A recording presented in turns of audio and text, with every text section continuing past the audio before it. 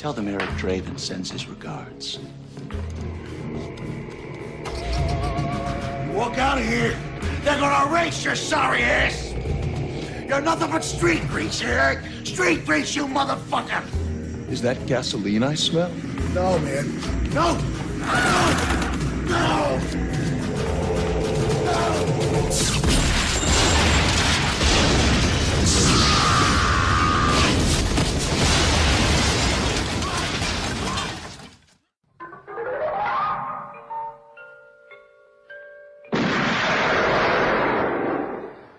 Do you expect me to talk?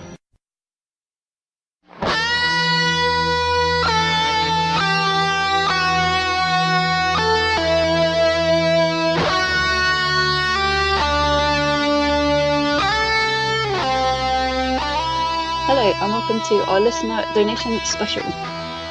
This is a very special edition of Do You Expect Us to Talk?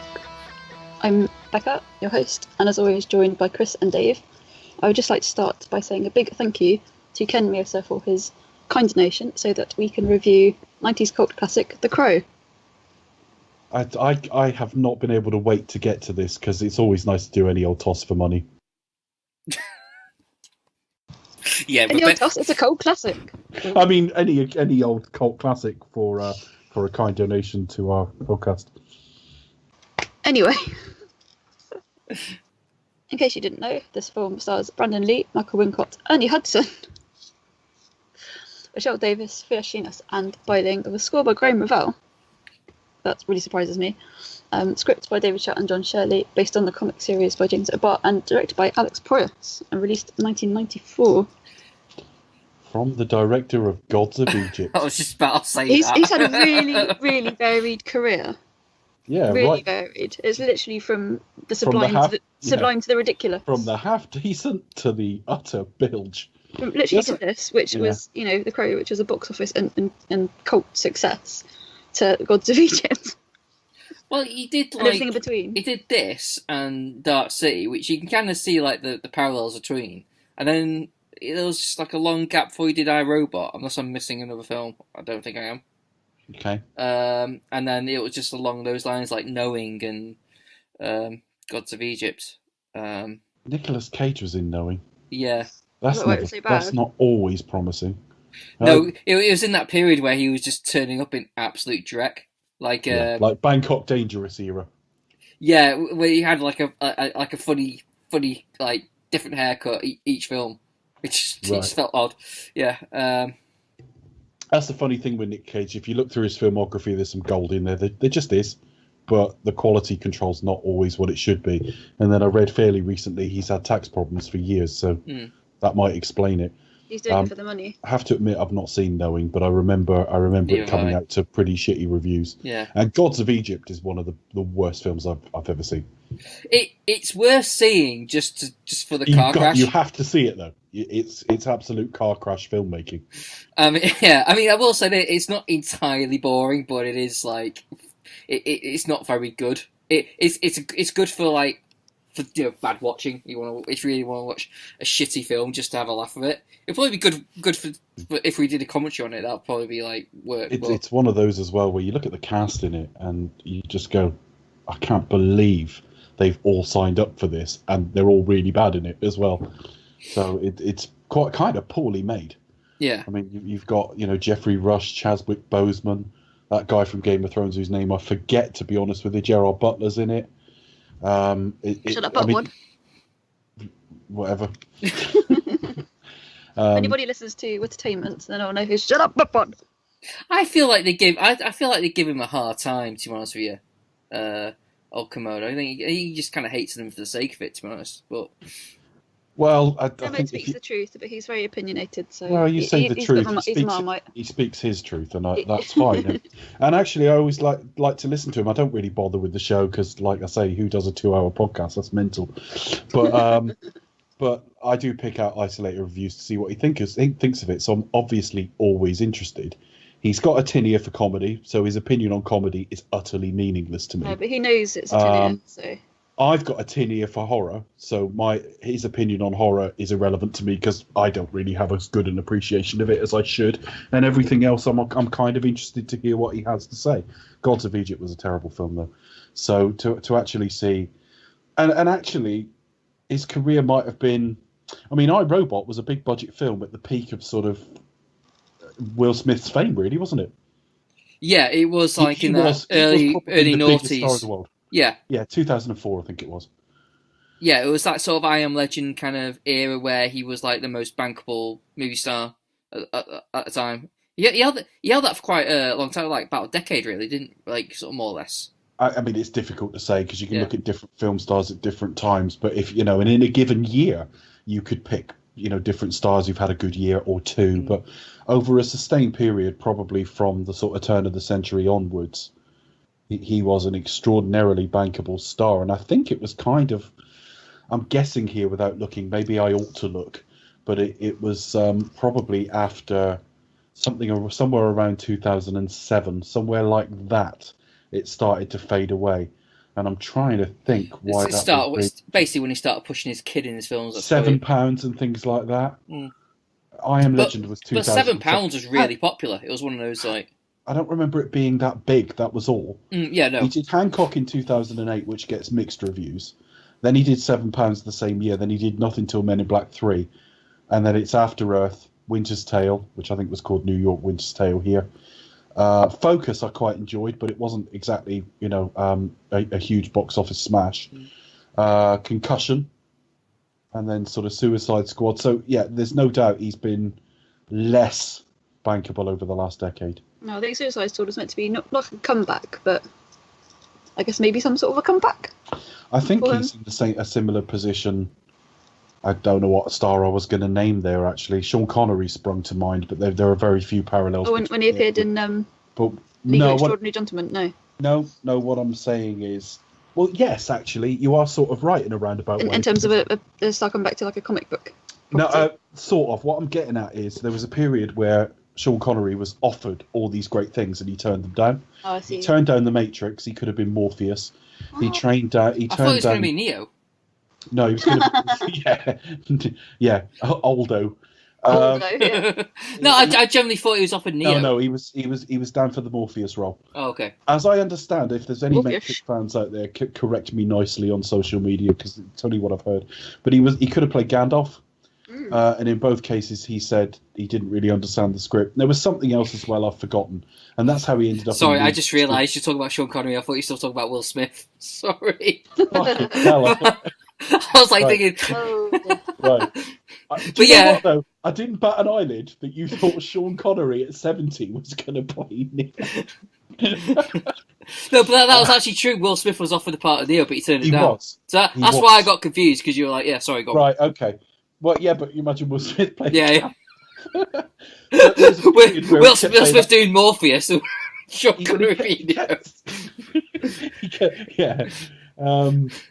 But there was a period of time where Sean Connery in this case. But I brought this up in order to apply it to Will Smith anyway. That he kept turning down scripts because he either didn't understand or they didn't kind of apply to him or he didn't feel right for them. They turn out to be massive smashes. And so when the League of Extraordinary Gentlemen came along, he was like, well, I don't understand this either, but I keep turning down stuff that superficially looks a bit like this. So he took that with all the same reservations, And at that stage, he was very, very late in his career. Didn't really know what he was looking at. Will Smith, I've heard different things with him. I mean, he's been offered roles. I mean, he was offered Django Unchained and turned it down because he argued he wasn't the lead. Well, actually, I could make that argument about Django Unchained, but it's still not the role you turn down. And he always wanted the right to rewrite dialogue and all that sort of thing, where you don't rewrite Quentin Tarantino. He ought to edit himself a bit sometimes, but you don't really rewrite him. So I don't know if that's got anything to do with it. I don't know if that's got anything to do with the fact that he faded away. I mean, look, nothing that lasts forever anyway. I mean, I think nothing lasts forever. I mean, I think he is like a full-fledged movie star. And, still, yeah. I think so, but then with that, there comes some things that just don't see. I can't see him as Django Unchained. And maybe that would have been a different film, but I can see him in more blockbuster and maybe some Academy Award type I films. would have liked to have seen it, but that's mainly because Jamie Foxx, who I often like in things, I found really bland in that. Yeah. And it might be that that's what he was trying to do, but beating down Slave and that. But when it's your central character, well, we talked about it in review not that long ago. But, I mean, I think the point we're getting around to saying here is, obviously, Will Smith, who was the biggest star in the world at the time, arguably, it's certainly been him and Tom Cruise for the last 15 years, and this is pre-couch jumping for Tom, 2004. But iRobot was a pretty solid performer, as I recall, and it was actually pretty well reviewed, as I recall, as well. Not well, but decent, and I'm just calling it up now. It was quite well circulated as well, because I remember keep seeing it on like DVDs and TV and things like that. So it was like quite. It was quite like sort of film that was actually watched by quite a few people, even on home release. Yeah. I ran right out of there, bought some Nike and an Audi. And, Converse. So, I think I've called out this guy for doing Gods of Egypt, but we have to remember that whilst he hasn't done a lot, it's hardly like all his stuff was drag. I didn't love iRobot, but it was competent enough. And I think this was his debut, wasn't it? Yeah, what did he do before this? Was it like, I imagine it's a lot of music videos. You would think, wouldn't you? It probably was, lots of music videos. He looks like a music video director. This looks like a lot of Sting as well. Let's have a look. Crowded House even. Fleetwood Mac. And some other bands that I don't recognise, unfortunately. Sorry. Well, he worked with In Excess, Crowded House, and Sting, obviously. Yes. Now I don't know if that's. I didn't that was in 1987. I didn't even know they were still going then. In their original. Legendary. Mike Oldfield, Crowded House. Yeah. So okay. So difficult to know what to make of this guy because his stuff's a bit all over the place, isn't it? I think in terms, if you follow the trajectory through, you can see the kind of style of editing as well. Obviously, music videos are famously kind of short, sharp, choppy cuts, and this one kind of follows it as well. But there's kind of a lot of you have to convey a message in a short amount of time. I think you can kind of follow the art style, certainly of music videos, through this film. So he's kind of taken what he's learned through cutting his teeth on music videos and applied it here. I think in terms of kind of the art style of it and the fluidity of the camera and the choppiness of the editing as well. It's very MTV post Nirvana. There we are. I think that's what I was getting at. There's a fair bit of grunge in the soundtrack. Grunge, goth, people are pointing out the goth in it, and they're absolutely right. But I think the first song we hear is Alice in Chains. Definitely, I think this is as Bob the Bird, Bob Eagle pointed out to us. Obviously, bands like The Cure and that as well, who we saw at Hyde Park, amazing. I wish I was there. But it's like, if you grew up like in the 90s, late 80s, early 90s, and grunge, goth, that sort of stuff. This film belongs to a generation. It almost slips outside of his time, and I think that's actually how long it takes to make films. Just because this was released a month after Kurt Cobain shot himself. And so the initial wave of the popularity of this stuff was starting to fade. So, within a year or two of this being released, it was starting to look a bit dated and sound a bit dated. But that's not necessarily a flaw. It's It was almost like a time capsule of itself at that time as well. It was almost like a snapshot Polaroid. Yeah, here's the bands we used to listen to, and here's the slightly... here's the clothes we used to wear, here's the makeup we used to wear. Well, the slightly affected air of melancholy that goes with that sort of era anyway. This is certainly in this country, it's pre-Britpop and everything like that. Oh, of course. From the mid-90s onwards, the whole tone changed. The early 90s were kind of dour in a good way. It's kind of my era, which probably explains a lot about why I'm the way I am. But big grunge, it was a lot more like American as well, because I think if being over here, I think Britpop kind of like took over. I think if you're over in the States, it would have been slightly bit different. It would have probably I would say Britpop more... is obviously very much like a British thing. Obviously, like Oasis, pop bands like that as well. I think it was very much obviously they managed to cross the ocean, become famous overseas, but it was very much obviously like Spice Girls and things like that. Sort of towards the mid to late 90s, it was very much very British, but quite insular as well. So it took a little while for it to travel overseas. But we can only talk to our our memories, and sort of this is the year definitely maybe was released. You know, Kurt Cobain kills himself, and just within a couple of years, you know, it's sort of Oasis, Blur. What were the other one called? Bittersweet Symphony. Oh, the Verve, yeah. The Verve and other things like that sort of dominated music here for 3 or 4 years. Yeah, we had like Stone Roses as well. Like they were like just on the brim. Coming out of Manchester as well. Manchester was a big driving factor coming away from London. That's before this. I know, but sort of like that kind of it got kind of bubbling up away from London, outside, you know, the other big cities as well. Yeah. Well, that's more sort of 88, 89, 90, something like that. Certainly, I think the first Stone Roses album's 89. And the Second Coming was 93. I think I might have that wrong because I'm not a big fan of any of it. To be honest. The Stone Roses are the most overrated bands. Not saying they're bad, they're just overrated.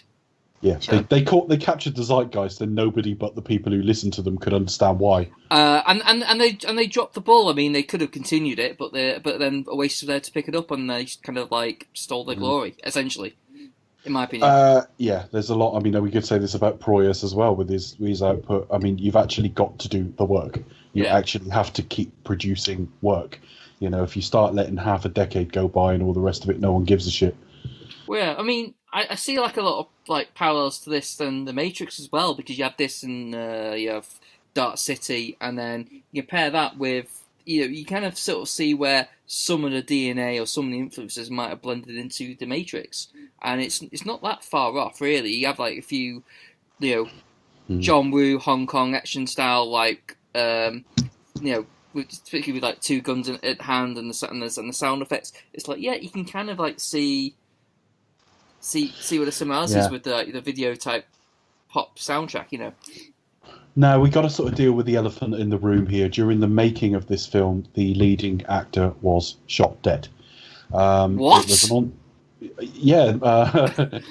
As if you hang on, what? I just thought he retired after this. What do you mean he's dead? You didn't realise Ernie Hudson's gone? No. Oh fuck! Oh dear. We keep it classy here. Brandon Lee was shot about a year before this was released, because I think I want to talk about a few things around Brandon Lee before we get into the film itself. I think the few things that occur to me is, now this film looks a bit cheap to me, and I'm wondering if this was effectively a direct-to-video that actually got retooled into something more. This bit I am a little bit uncomfortable with. It's a bit like saying, would Heath Ledger have won the Oscar if he hadn't died? Well, if your answer is anything other than yes, you're almost saying you think he didn't deserve it. So it's an awkward conversation, but I'm wondering if this film was even destined for a big screen release, because we'll talk about some of the opening scenes where I just think, Christ, that looks weak even for its era. I wonder where these scenes are, because like the scenes that were shot, and then when he had the accident that caused his death, for example. No, I know what's retooled around his death. Yeah, so the sort of thing is, it depends on kind of like where they're placed and that as well. But they had to do a lot of extensive like sort of CGI. It was like burgeoning back in those days as well. Didn't do that much. We'll come on to, because there's there wasn't a lot of it. It's one scene that got retooled, because the film starts in a strange place, and it's entirely for that reason. But I wonder, would it have been a big screen release, and do we think this film is any different for what happened? In a real sense, I mean, the odd scene might have been retooled, obviously. What do we think Brandon Lee might have become, and have we seen anything other of his? And I'll go first on the other of his. I haven't even seen Rapid Fire. This is the only Brandon Lee product I've ever seen. I have. I've seen Rapid Fire. I've seen the showdown in Tokyo with the film we did with Dolph Lundgren, right, which is it's under 80 minutes long, and it's just like a really stupid, really 80s action flick. But you know, it's one of those things that, like, you know, it's harmless to track down, but you know, don't expect too much of it. But it is kind of fun if you're into that. Rapid Fire again is a very generic early 90s action film, but I imagined that. But he's really good in it. Like what I really do like about Rapid Fire is the action scenes are pretty decent, but it's just wrapped around really kind of generic, like silly actioner. But so that was like he was really good at doing the action stuff. I think when it comes to, say, looking at Rapid Fire and and The Crow, you can clearly tell. I think he did have a screen presence. Like, I think he would have been a good movie star. As in terms of like being like a great actor, it's a bit uncertain. I think he showed potential to be more than just Bruce Lee's son, and I think he would have been like he was good looking. He was able to sort of like pull off fight moves convincingly, and in The Crow he did kind of show some sort of range. He did have a bit of humanity in his performance. So I think we would have had a potential to seeing what could possibly be a genuine movie star. In terms of being like an Oscar winner actor, I don't know. He could have just ended up being like just another action person. But I think even if it just came down to that, he would have been a fairly decent one, in my opinion. Yeah, I mean, I watched this expecting Bruce Lee Jr. Yeah. Obviously, the year I didn't see it at the cinema. I saw it very soon after it came out, though, because there's a lot of buzz around this film for lots of ghoulish reasons. And I will read you all, listeners, a bit from Wikipedia in a minute, just in case, just for context, that most of you will have heard of this, most of you will know, but there'll be one or two of you statistically who are going, "What, the leading man died? What happened?" So I will explain all that in just a moment and read you a little bit. But and we'll explain during the film where that all happened and why it was retooled and everything else. Because it happened on the set. It happened on the set. Now, the moment it happened is not in the film. They obviously worked around that. But it would have been. I mean, the camera was pointing at it as it happened. But I was expecting Bruce Lee Jr. Well, first of all, I would not, in or out of makeup, have placed him as the son of Bruce Lee, had I not known. Had I not heard of him? I'd heard of him. Rapid Fire was in like video shops. So even as much as going past in your car, or well, not my car because I was too young at that stage, or was I? Anyway, a bus, a car, whatever, you go past a video shop, a poster for Rapid Fire's in the window. So I'd heard of him. I'd seen a photo of him, but that's about it. I wouldn't have placed him as the son of Bruce Lee. And actually, reading up afterwards, he had a lot more action range than I realised because he studied all his father's forms of fighting, and he'd been sort of paired with very, very good teachers very young. So the chances are he would have made a lot of sort of martial arts films going forward, which this kind of isn't. This I don't really place it that way. So I think I definitely saw a man who was standing on his own 2 feet. And there's a bit of mythology around Bruce Lee, but it's not like Bruce Lee was Robert Redford or something. Bruce Lee made 4 films before he died. They released a couple of cash-ins afterwards. And only one of those was in the English language, Enter the Dragon. So I do wonder if Bruce Lee's name is the massive, massive cash-in that cynics might accuse him of. I mean, given, disregarding like kind of what actually happened, as a film choice, it's not like your typical big star like cash-in job that you'd think, because like he spent the majority of film with his face covered. He's got like limited dialogue. His hair's lank and wet and over his face half the time. It is someone all sat at night. It is someone who's trying to like, I'm kind of stretching myself. Even at the beginning, I could like bang out on like 2 or 3 other 90s action films first, and then try and like sort of stretch my legs a bit. But he's already trying to like, no, okay, well I'll do this. It's kind of actiony, but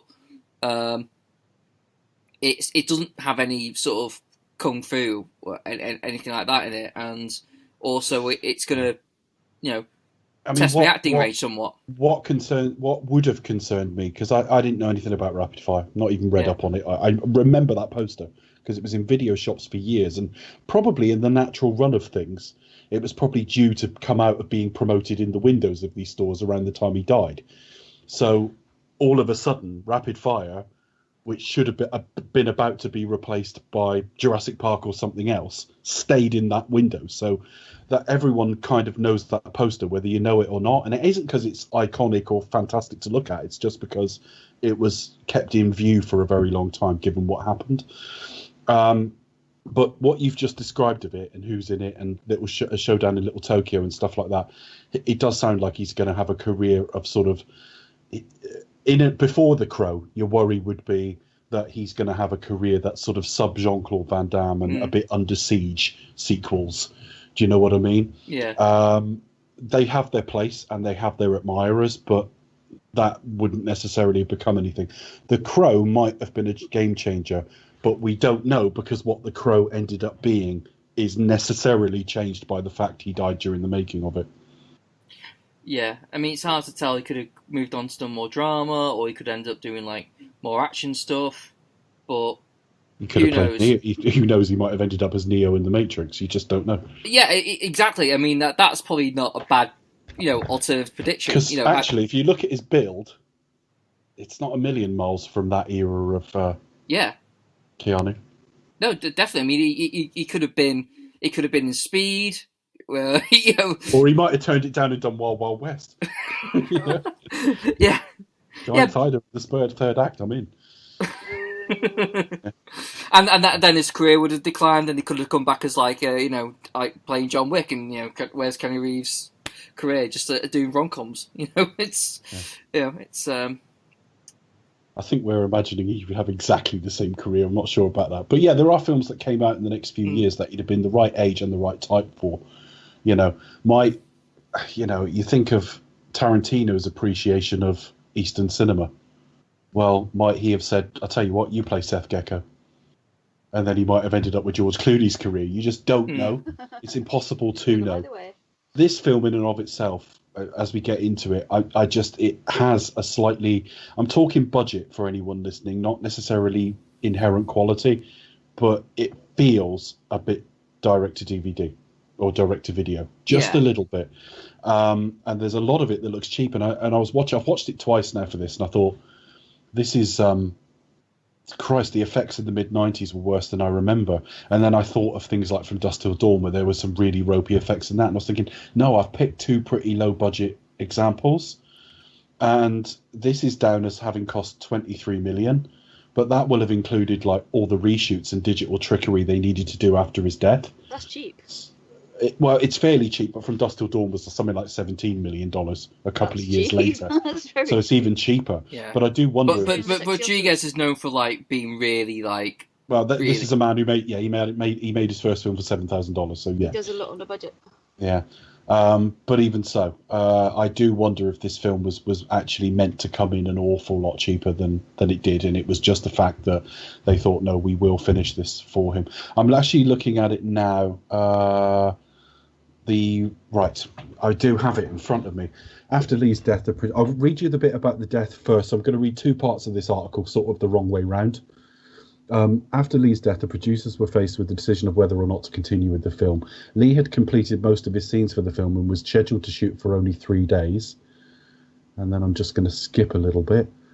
Paramount, which was initially interested in distributing The Crow theatrically, originally a direct-to-video feature, opted out of involvement due to delays in filming and some controversy over the violent content.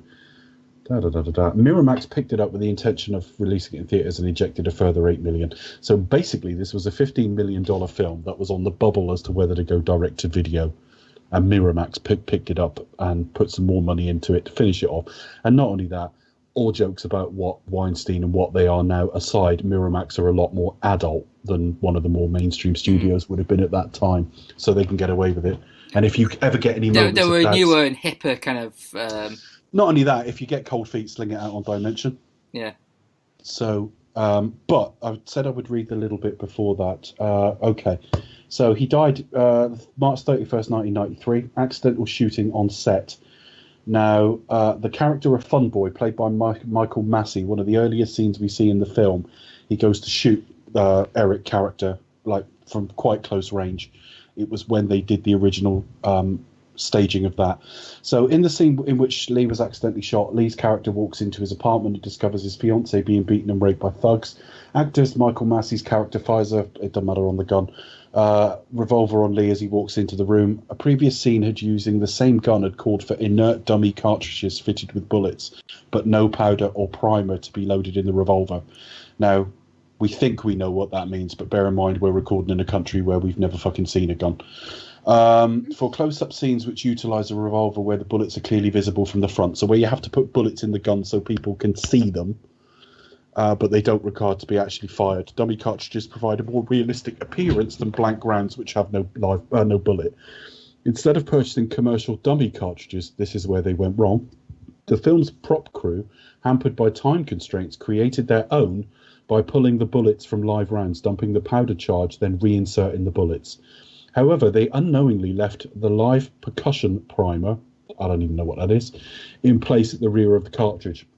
At some point during filming, the revolver was apparently discharged with one of these improperly deactivated cartridges in the chamber, setting off the primer with enough force to drive the bullet partway into the barrel where it became stuck, a condition known as squib load. The prop crew either failed to notice or failed to recognise the significance of this issue. In the fatal scene, which calls for the revolver to actually be fired at Lee from a distance of 12 to 15 feet, the dummy cartridges were exchanged for blank rounds, which feature a live powder and charge and primer but no bullet, thus allowing the gun to be fired without the risk of an actual projectile. So obviously you see all the sort of smoke or whatever. As the production company had sent the firearms specialist home early, responsibility for the guns was given to a prop assistant who was not aware of the rule for checking all firearms before and after handling. Therefore, the barrel was not checked for obstructions when it came to load it with the blank rounds. Since the bullet from the dummy round was already trapped in the barrel, this caused the .44 Magnum bullet to be fired out of the barrel with virtually the same force as if the gun had been loaded with a live round. And basically, he was shot in the abdomen, went to hospital for 6 hours of surgery, and died on the table at the age of 28. So basically, a big, massive cock-up. Yes. Yeah. A criminal negligence. That in this country, that would be corporate manslaughter without any question. Without question. And that's not about giving any individuals prison time most of the time, but it's the sort of thing that would take down a studio or a production company. So yeah, that's hideous, and as I say, it's the bit early in the film. I actually always thought it was the bit where he was stood on the table taunting them all. But yeah, I heard. I mean, you think so. The film kind of have an urban mythology about it. Or which scene was it when he got, and that was one of the early ones. And pre-internet, we didn't know, so we thought it was on that table, and we thought they'd left it in the room. So where he smacks into the table, we actually thought they'd left that in. With the benefit of a little bit of time and thought, you think, well, of course not.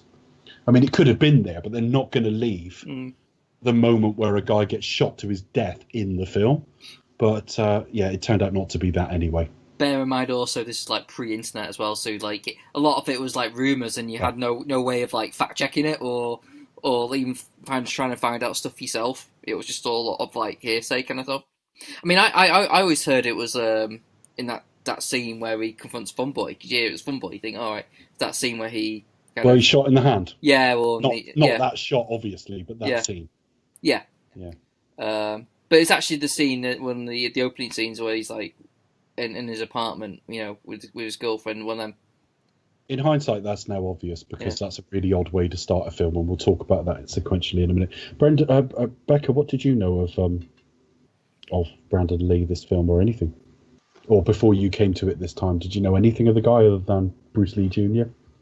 I'm sorry to say that I was a complete novice. I've heard of the film. I know a lot about the mythology behind it, and the circumstances leading up to it, and the fact that it was very much a cult classic. I'd heard of Brandon Lee. Heard that he was the son of Bruce Lee, and that he was kind of a burgeoning martial arts star. But so unfortunately, I'd never seen this film. Rather ashamed to admit. And I've not seen, like yourself, Dave. This is the first film of his that I'd seen. I hadn't seen any of the work that he'd done. A lot of the fuss around it would have died down completely by the time you'd have got there, because you were coming up on 10 when it was released.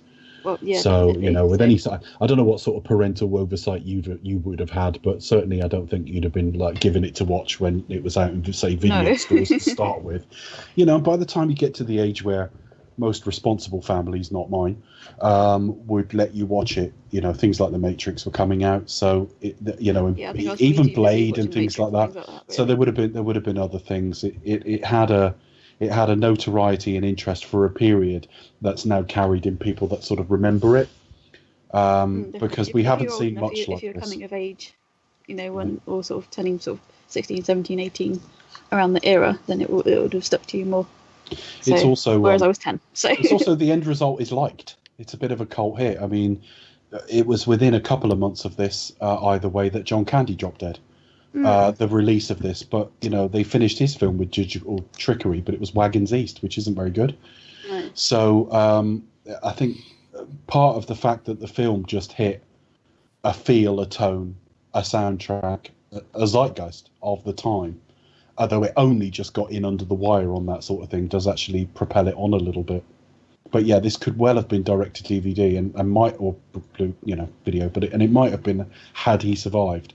But there is nothing in what I've just read that suggests it was impossible that Miramax wouldn't pick it up and say, well, if you're unsure about it, we'll release it.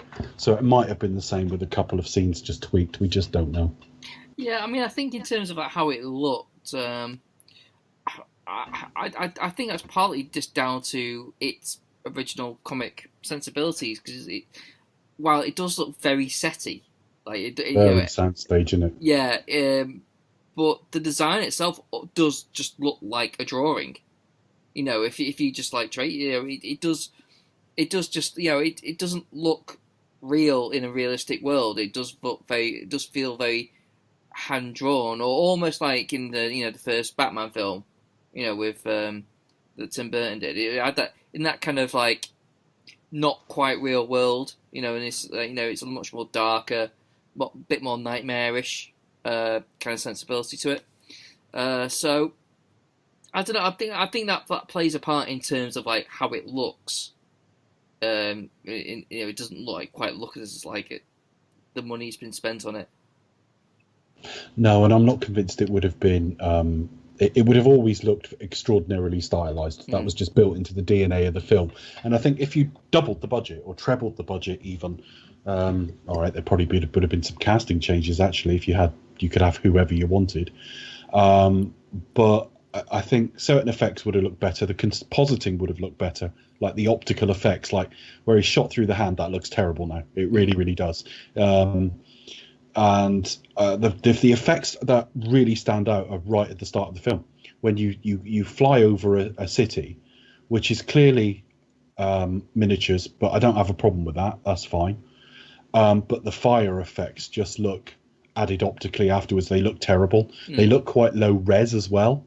So it isn't just that they've composited in fire; it's that they've composited it in quite a low resolution. It looks like a video game. Low res. It looks really quite bad. And it isn't the most auspicious start. It really isn't. I just think, God, that looks terrible. Styly going on. Yeah, PlayStation.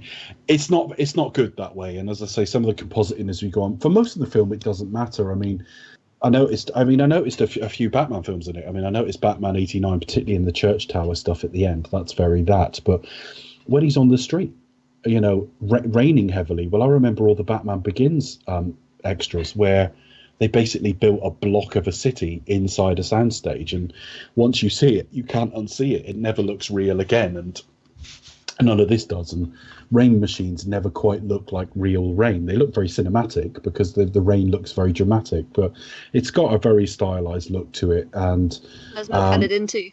It's not all bad. Sorry, milk added in. Yeah, they've done that in the past, haven't they? And singing in the rain, he's actually singing in the milk to make it look as if it's raining, to make make it look more believable. They did. He didn't end up singing in the cheese, did he? No. But actually, in reality, rather than singing in the rain, he's singing in the milk. I don't know if that was just like a black and white or early colour thing. I don't know if they still had to do it at this stage, but certainly everything looks stylized. And I wonder, when it's Batman Begins, it's not as much budget as they got for the sequels.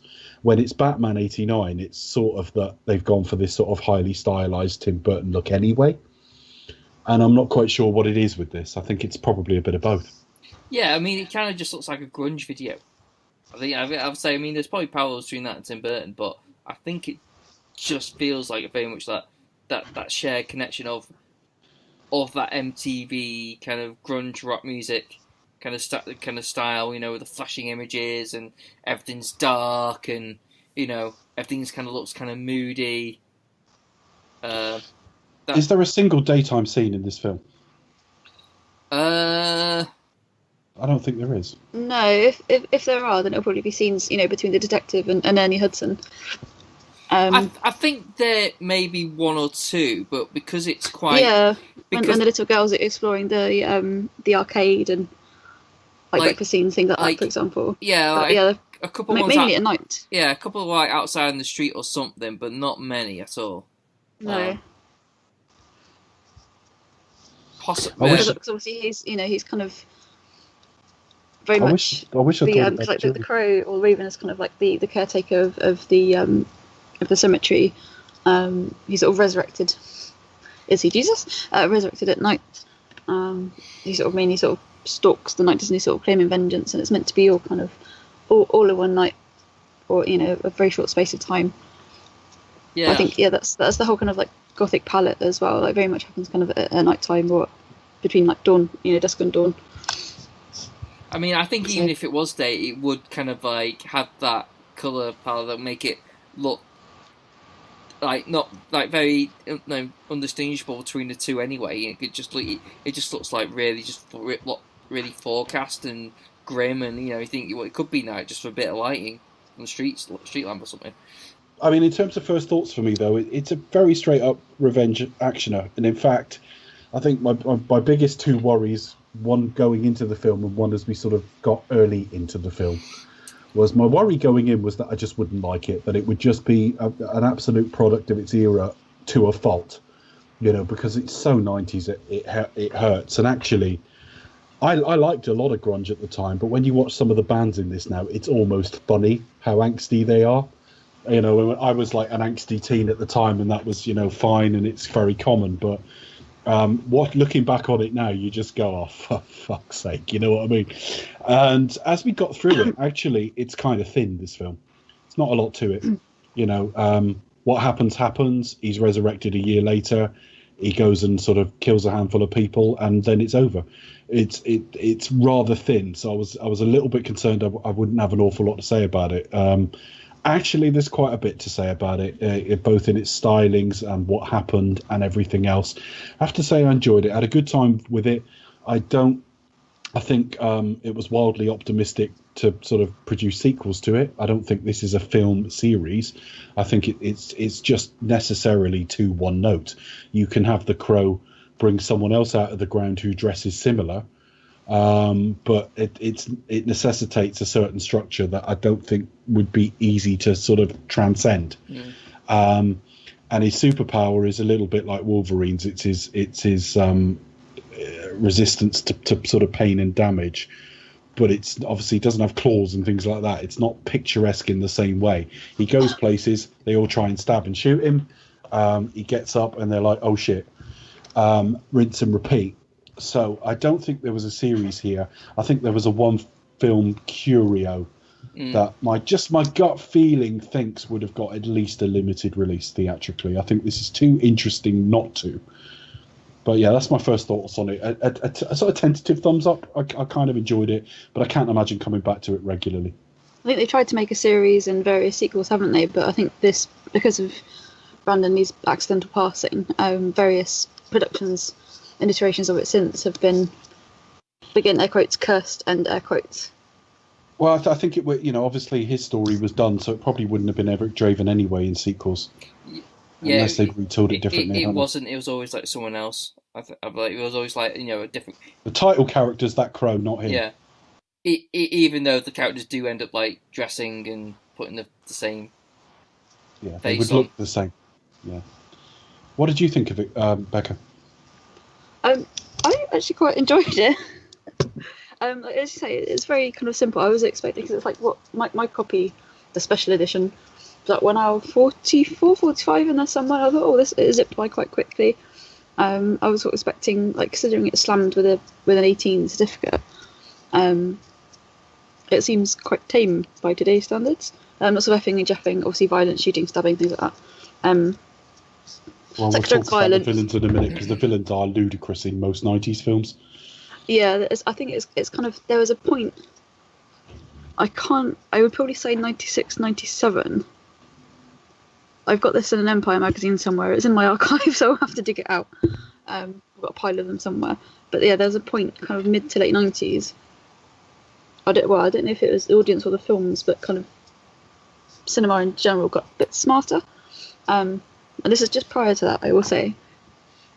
I will find the article and dig it out. I think there's always going to be an 18 anyway, because you have the scene where he kind of like, he touches the mother of the kid they hang around with's arm, and you actually see like the heroin, or literally leak from the needle injections. I think anything remotely that's to do with like that, or like intravenous drugs. Yeah, it's going to get an 18 certificate. Yeah, they would slap 18 on that straight away. So I don't think. Yeah, definitely. I think I was always going to get that anyway. Of course. No, I was quite surprised at that one, because that's kind of one aspect that I wasn't aware of. But again, it kind of goes with the kind of the nihilistic aura that kind of surrounds Gothic tradition. I think it's quite difficult to well, I don't know about like Gothic and Gothic, for example. The two are kind of like meshed together. But no, in a nutshell, I enjoyed this film. It's probably one of the most 90s films I've seen in a long time. Yeah. Get on to why as we go through it. Yeah, obviously it is. We were talking about in a previous podcast about sort of 80s films that are very 80s, very of their decade. This is probably one of the most 90s films I've watched. Well, there are things in it I think of as tropes, but I can't immediately tell you where else those tropes appear. And we'll come to them, but it's largely in the villains. Well, yeah, I mean, the two tropes that come to my mind. First one, the black guy always dies first. Yeah. First, and the other main one is like, there's always like the one big guy, and nothing happens without my say so. It's always the kind of like the head honcho. Is like, no one really has that amount of control, really. Right. No, he's always kind of looks really good. The ones I'm not sure about are, you always have in 90s films, there's an awful lot of like villains who don't get their hands dirty but have long hair. Yeah. Yeah. Quite silky long hair as well. They look really good. Right. Sort of those 90s suits with the shirt done up to the top but no tie. Think if you ever watch Dangerous Days, any of the interviews with Ridley Scott, he dressed like that for a while. Like that. Now, the one I'm not sure about where it comes from, or whether it is in any other film, but it feels so 90s. Southeast Asian Girlfriend. Yeah, there was a very trend for that. Well, I don't know where. I don't know if I saw that anywhere else, but when I saw it, I thought that's really 90s. You can see a lot of where the Matrix kind of stepped in and drew a lot of those aesthetic influences from. Right from probably RoboCop on, the villains being ridiculously like amused by everything and really nihilistically dark in their behaviour. I thought RoboCop onwards was a bit like that, so that's less 90s, I suppose, but it was certainly in full swing around here. I'm not quite sure what else, but yeah, just on the villain side, it felt very 90s. The bands are very 90s, and actually, I think that even if you switch the sound off, it didn't just they sound 90s. It's that their whole. It's not even their clothes; it's their demeanour. There was a lot of tropes involving cops as well, like the there's cops sitting in the car, they're getting the coffee. Oh shit, gotta go, and they spill the coffee on him. And when he spills their coffee. Yeah, there's also when he throws one of the bad guys like out the window, they land straight on a cop guard just as he's getting out, going, "What the hell?" That always happens. Yeah, it's a bit of an action trope, isn't it? Yeah. That one? It's quite often in this era, and I'm thinking of Die Hard, Lethal Weapon, a few others like that. It's quite often a black cop in late middle age who just has an air of very near to retirement, and is the only good guy in a force of people who don't care that much. Yeah. You know, Die Hard's very like that. He's trying to call it in and all the rest of it, and the level of interest is variable at least. So there's definitely that. And with Ernie Hudson, like I'm just gonna call him Ernie Hudson. That's his name. Well, I was going to call him, Winston. I can't remember his character name, but that's Winston. Not Murtaugh.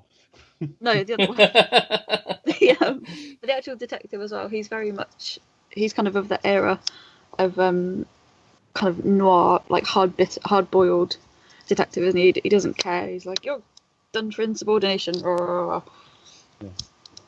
And yeah, he just really couldn't care less. And he's very much kind of like, I think the character of the detective, I think, is probably from another film.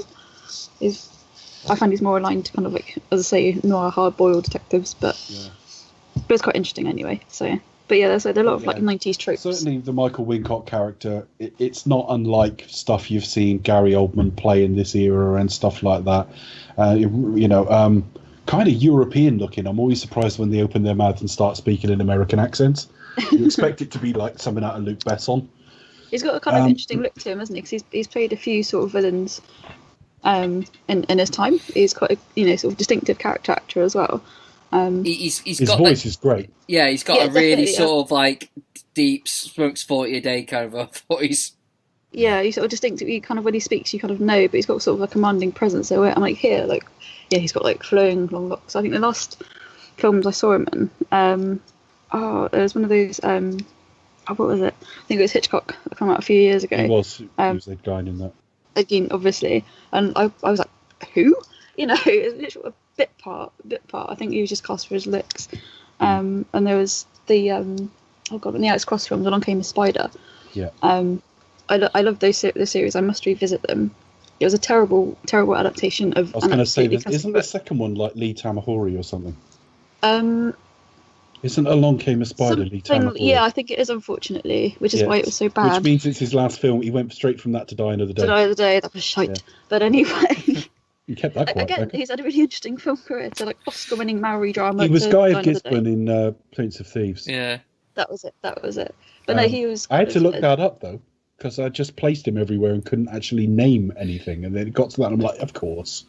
That's the one. That was the first time I saw him, was Guy Gibson. Yeah.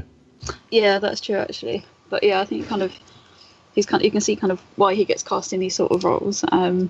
I think if they did an Alex Cross adaptation properly, they would probably need to recast somebody else. And the central villain is kind of meant to be he's like the Hannibal Lecter of Alex Cross Nemesis, for example. And they just, he doesn't have as much dialogue, and you've got a really talented actor such as Wincott, who's kind of made a career out of these kind of roles, and he just completely threw it away, and it's just like, it's so frustrating. So it's kind of good to see like one of his early roles here. So it's quite interesting. I must confess, of sort of him and Ernie Hudson are the only two people that I recognise. And I was like, okay. Yeah, I was trying to think if I thought I saw Tony Todd at one point. Tony Todd is Candyman. Yeah. If you're a Star Trek fan, he's played several different characters in that. Probably most notably Kern, Worf's brother. But there's also a absolute tearjerker of a Deep Space Nine episode called The Visitor, where you see Jake Sisko become a man and then an older man, and the man version of him, the grown-up version, is played by Tony Todd. I don't think I really recognised anybody else, if I'm honest, beyond the two you've just named. Well, I recognise Michael Massey actually, but I wasn't quite sure what from. Again, I've got a sort of look. You got what his name? He was in Commando. He's been in like 24 Hours. He's the T-Bird. Not T-Bird. David Patrick Kelly. David Patrick Kelly. Yeah. He's like he's in Commando. He's even in John Wick. He's the guy. I need to see those. Yeah, he's the guy who like. Sorry, Becca. Have you not seen the John Wick films? I actually managed to get around to seeing the first one. Ooh. Okay. So I'm nearly halfway there. In most pop culture references, he is the guy who's in Warriors who gives the Warriors come out and play. Uh-huh. Yeah, that's him. He plays like the leader of the gang, so to speak. Okay. Yes. Okay. Yeah, but he's in loads of stuff. He's in like John Wick. He's in Twin Peaks. He's in loads of stuff. He's like you'll see him. Just not character actor. He's the guy who like Arnie like drops off the cliff in Commando. He says like remember I would kill you last. I lied, and he drops him off. Yeah, that's him. I lied. Yeah. Nice to see you. Nice to see you. Yeah. Sorry. I've seen him in loads of things, but I can't place him in anything. But maybe that's might be his quality. Who knows? But Michael Massey, I'd seen in loads of things. But again, you ask me what? Don't really know. But I think he is the guy. It says the gentleman here, but looking at the end of Amazing Spider-Man 2, where you get that tease for the Sinister Six, which never happened. The guy in the sort of coat and hat with the case walking through, the post-credits guy, that's him. That's him. But Michael Massey actually died a couple of years ago. I think he may have had lung cancer. And So, it was stomach cancer. It's saying here. It was originally going to be Iggy Pop in that role as Funboy. Yeah, I can see that. I can see that. And for some whatever reason, like he couldn't make it due to scheduling, I think. But he promised to be like if sequels they do one, so that's why he's the bad guy in the next film. But can you imagine, like, because of like what happened with Brandon Lee, he could have been the guy who shot Brandon Lee. Because it was that actor, wasn't it? So it was, and he would have been handed the same prop at the same time. Now, it only takes slight changes of schedule for things to pan out differently. But if it panned out in anything like the same way, same order, same start dates, same schedule, similar behaviour on set from everybody, so they're finishing in roughly the same place and doing the same things on the same day, then yes, he would have shot Brandon Lee dead, Iggy Pop. That's a weird thought. That is a weird thought. What did you think of the film, Chris, just generally? Yeah, I mean, look, I kind of like the same. I think sort of same patch. But I watched it, and while I agree it is pretty thin in terms of it's your standard average, Revenge Beyond the Grave type film, and it's very very 90s, very MTV music video. It is enjoyable, and I enjoyed watching on two parts, partly because I enjoyed sort of just looking at Brandon Lee and just sort of seeing what he could have achieved beyond this, and it's like, oh well, it's just such a shame because he would have had such promise to kind of build upon the legacy of Bruce Lee, of his father, and actually be a decent movie star in his own right. He had the looks, he had an on-screen presence. I feel, and he had he's able to do action quite convincingly. So I could actually have seen him doing romantic films as well. Yeah, a twinkle in the eye sort of thing. Yeah, definitely. I mean, he's a good-looking guy as well. So he had he definitely had something. So it's just a shame. But also I kind of just enjoy almost like the throwback stuff. You've seen all like sort of the action stuff, the 90s grunge band, just like all that kind of tropes of just like over the top cartoonish villains, all that I kind of enjoyed. So yeah, it was an enjoyable watch for me. Yeah, just looking at Rochelle Davis, the young girl in this, who's now 38, telling you about the passage of time. Only ever had a handful of credits. This was her first. 15 years to her next. And then a couple of things in 2016, and then nothing until this year where she's filming something. So, yeah, unusual. Quite often kids don't really become anything, but it surprised me she has so little work there. She literally got nothing again afterwards, or wanted nothing again afterwards. Could be. I mean, to be fair, she's not that good in it, though. No, I don't need to be like, but she's just a kid, so it's not like she couldn't not been a good actress, but in this she wasn't particularly good. No, I'd go along with that. So with that, shall we discuss this film sequentially? I was just going to say, in terms of the music as well, I was looking at the career of Graham Revell. That rhymes. He did the music for From Dusk Till Dawn. But I wonder where else I knew the name from. Obviously the Psycho 4 sequel back in 1990. But also like a lot of, what was it? Street Fighter movie. Quite a mix of stuff. He hasn't done anything in recent years on the big screen. Obviously, growing up in the 90s, you watched films like Street Fighter, Basketball Diaries, Strange Days, which was a big cult favourite of mine. Power Rangers movie, absolute classic. Well, he's done a few with Rodriguez, which kind of this could have been a Rodriguez adaptation. Film quite easily. He did Gold, Spawn, another comic book adaptation. Saint, which was more provided the Freddy versus Jason. Yeah, very interestingly. He's done a bit of everything though, because there's horror there, there's action there. He's done Three to Tango, which is a really disappointing Matthew Perry comedy. Pitch Black. Did he do the Chronicles of Riddick as well? Let's have a look. Not too sure. Yes, he did. He did the Chronicles of Riddick. What else have we got on here? From Dusk Till Dawn. You're absolutely right. Don't think I ever knew that. Daredevil, Saint, Tomb Raider. Yeah. Daredevil. That was an interesting movie. Yeah, interesting is one word for it. Buddy Boy. That's an interesting film as well. Worth checking out. He's had a pretty decent career. He's Tomb Raider, as you mentioned. Definitely done a few things with Rodriguez. Dead Calm, his very first film. That's a pretty taut action, and that's a really good film. Sam Neill and Nicole Kidman with Billy Zane, if you can spot him. Yes, playing the villain. The Hand That Rocks the Cradle, which was actually a Curtis Hanson film. Body of Evidence. Boxing. So he's done erotic thrillers as well. Boxing erotic Helena. Thrillers, definitely. But no, I was trying to think, where have I heard that name?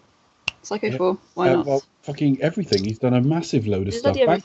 Talking to Nicole Kidman, just before Dead Calm, he did Bangkok Hilton, which was a mini-series with her and Denham Elliott. It's really good. Oh. That was a BBC mini-series, about somebody imprisoned for drugs over there. It's really, really good. And he's done a couple of video games as well. So this is a guy with quite a range. But the thing is, I only really remember soundtrack to this film, not score. No, that's it. I would say for all the goth 90s metal bands, it's pretty much the soundtrack. But the score to it, I was sort of like, that name just jumped out at me. But yeah, this is one of those films where you are gonna remember the soundtrack to it, because of all the grunge and metal and goth bands rather than the actual score. Yeah, his last big screen film was Riddick. Not Riddick Bowe. Not Riddick Bowe, no. Can you imagine that? He scored Riddick Bowe. Oh God Almighty! I'm just cringing at the sort of stuff that would go in a Riddick Bowe film. Believe me. I do know the difference between the two. It's fine. Yeah, I know you do. It's all right. The first clue something is afoot is the Chronicles of Riddick Bowe. That's a sequel nobody wanted to see. Yeah. This is a man whose boxing career was relatively short because when he built a house, he built his bedroom with an ensuite kitchen. Not a bathroom, an ensuite kitchen. Ensuite kitchen. He liked to eat. In a couple of different ways in the bedroom, as it turns out. He was a hungry boy. Yeah. So the first sign that something's afoot is if I didn't know what had happened, I would just think this is a really odd structure to sort of go through a crime scene where we barely see anything and we cut to a year later within seconds. It's clearly they're trying to dance around this scene. Yeah. And they clearly filmed it to be part of the film. The film was clearly supposed to start with a full recreation of what had happened. The door going and who's that honey and all that shit. And obviously they've skipped through all of that. So we start with Sarah, the girl's voiceover that basically said some societies used to believe that a crow would lead you after death to the afterlife, basically. And that those crows could hang around and bring you back if you weren't sort of restful, settled, whatever the word was, at peace. And then we just sort of get a load of these strange shots and you see sort of him from the back on his knees about to be shot. Of course, it's his stunt double. And, because they're having to restage this and they're trying to get around it quite quickly. What we've actually seen is he and his girlfriend live together. They're engaged. They're about to marry. We see one of the wedding invitations. They're due to, again, life mirroring art. He was due to marry 1 week after the filming of The Crow stopped. And of course, he had 3 days left of filming. So he was about 10 to 12 days away from getting married, Brandon Lee, when what happened.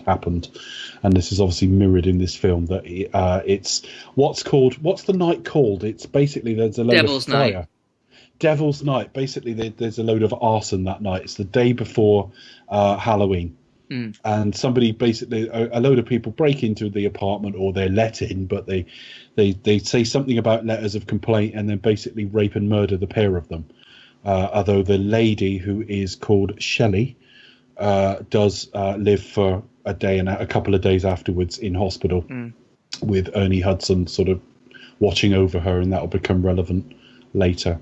So that's sort of it for the start. You can see they're trying to shoot around something here with hindsight, can't you? Yeah, I mean, I think the film does a reasonably good job of doing that, because it kind of has that almost like nightmare, bad memory element to it, because it's kind of choppy. You kind of like, you just sort of see flashes from point of view perspective, so it does feel like that's like someone's like reflecting back on it. So it does kind of get away with it to an extent. I mean, I don't know how it would have. I don't know if it would have played like a normal scene. I don't know, but I think it would, because they had to get round. I mean, CG at the time, we were like, isn't that clever? They can recreate him in CG. Well, the actual visual quality of this tells you, no, they couldn't. I mean, this is 5 years before they did a couple of like short sequences with Oliver Reed, and this is years before CG was ready, and this is a small budget as well. That's why this scene has you can barely see what's going on quality to it. But yeah, we basically see a gang, rape and murder. He gets thrown out the window, I think, doesn't he? Yeah. She's raped and left for dead and basically taken to hospital. I think she survives for 30 hours. And Ernie Hudson's character, which he's called Sergeant Albrecht, but we'll just go with Ernie Hudson, stays with her the whole time. But yeah, within a couple of minutes of screen time, we're on to 1 year later and his grave. And don't we sort of see him kind of like rise up from then? The crow sort of comes in and sort of taps on the grave a couple of times, and he comes out of the ground. Hasn't decomposed at all. Yeah. He's looking in good nick, isn't he? It's only been a year, Dave. Come on. How fresh did he look before he died? He must have looked like a Colgate advert or something. He probably froze his body or something. Male skincare advert. Yeah, so that's always made me laugh that he comes out in that state, but he comes out of the grave, just basically, it's a bit Kill Bill 2 style, when she comes out of the ground. It's literally 1 year later. It's October the 30th the following year. I think that's it. I think Sarah already visited the graves. She was obviously close to the pair of them. She's a young girl of about 13, 12, something like that. He was a rock musician himself, so he was like, I don't know how, like, it's never established like if they were like big or anything at all. That's the thing. It wasn't established if they were successful, if they were. And this is a bit of a nondescript. I mean, it's meant to be Detroit, I think, but it's not overly clear, and it's not obviously a real representation of the city. So it could be any city, anywhere. He's not at he's not living in a hotbed of culture anywhere, and he's living in a relatively small sort of top floor apartment. So I'm tempted to say he hasn't exactly hit it big yet.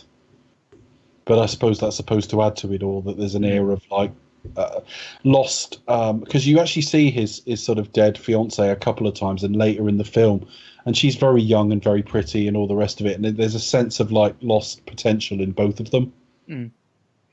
Yeah, I think there's like just the essence that she's like an innocence that's just been like sort of taken almost. Yeah, I do want to. I mean, like in the original comic, I think all that sort of stuff about him being like a musician is just not in it. It's just he doesn't even have a second name. He's just Eric. He's just a guy. And then it feels a bit focus group to me. Yeah, particularly the era the film's made in. It's a little bit focus group. He's a musician. All right. Okay. Fair enough. Well, I mean, he can play guitar like midway through the film. So yeah. Pity he didn't go all George Formby, do a little ditty for us. Yeah. Where did we go from there? Eric's come out. Does he go straight to his apartment? Well, no. He's still introduced like sort of Eric, not Eric, Ernie Hudson and is the girl is the girl named Sarah? Yes. Yeah. You see a connection there because he's getting a hot dog and things like that, and so you get that established. I don't think he goes to the apartment straight away. That happens like almost like midway through, I think. Okay. Yeah, you meet basically what the. I thought he went back there before he painted his face. Yeah, you have you get introduced like sort of like the gang themselves, like they're at the bar, like who are totally interchangeable as names. That is a flaw in the film. They're just bunch of assholes. It doesn't matter. Yeah. Only really two of them stand out. Top Dollar Michael Wincott, and again, I'm looking up his name. I've seen the film twice in the last week, and his name's kind of an irrelevance. And obviously Michael Massey stands out partly because he goes fairly early, partly because he's with Sarah's mother, and partly because I think, fortunately, you can't avoid what happened off screen. Michael Massey accidentally shot him, so he stands out. The rest of them kind of don't. Well, you really. got T-Bird, which is David Patrick Kelly. You got Tintin, you got Fun Boy, and you got Skag. I've always got to kind of look those names up, though. Yeah. They don't stick with me at all. Well, I know he goes. Tintin does. Well, I think if you asked me in 6 months' time, I wouldn't remember. But as I've watched it recently, Tintin's name stuck. Yeah. That's the first one he comes across. Yeah, that's the guy with the knives. Yes. Yeah. Fun Boy, obviously. And Skag's like the other one. He's like he's kind of like a simpleton. Yeah, he is. He's the one who says that wasn't me at the end. Yeah. When they're in the room where he does get sort of shot several times. Okay, so he does go to his own apartment and has some flashbacks, and he makes his face up. Yeah. Is there ever any explanation as to what that's meant to represent? We see him. We see a mask that he puts on for his girlfriend as a joke at one point. I think it was like I forget what it was now. It's kind of like it wasn't Phantom of the Opera or anything, but it was like a white mask, wasn't it? Yeah, it's just kind of like with the black lines, down I mean, the it's eyes. great as a style. I mean, it's really great. Still not quite sure what that was meant to be, and why that something of the Crow. I don't know if it's to mark himself as the undead. I really don't know.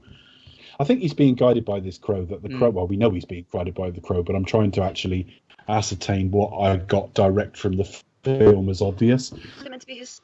I think the I whole think due point to is obviously as you were telling us, like at the start of the film, they kind of guide the soul to the afterlife. But obviously, where there's unfinished business or any anger or upset left over, it returns to the spirit. So I don't know, to this kind of this our plane, as it were.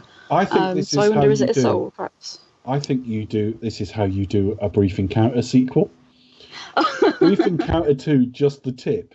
Brief Encounter. Would have him brought back from the afterlife because he has unfinished business because he didn't get to give her one. Oh, yeah, but he didn't die. He went to Africa or India. Yeah, He went abroad. Yeah, but he dies of something nasty over there or something. Syphilis. I'm trying. Yeah, didn't stop him banging everyone He else. died of dysentery. Oh. Yeah, Control. that's how you do that, right? I don't think I could stomach a sequel if one came out. Brief I'd be like, Encounter no. 2, just the tip. Yeah, I'd rather they would live in the 40s fair enough. and maintain this relationship that they have.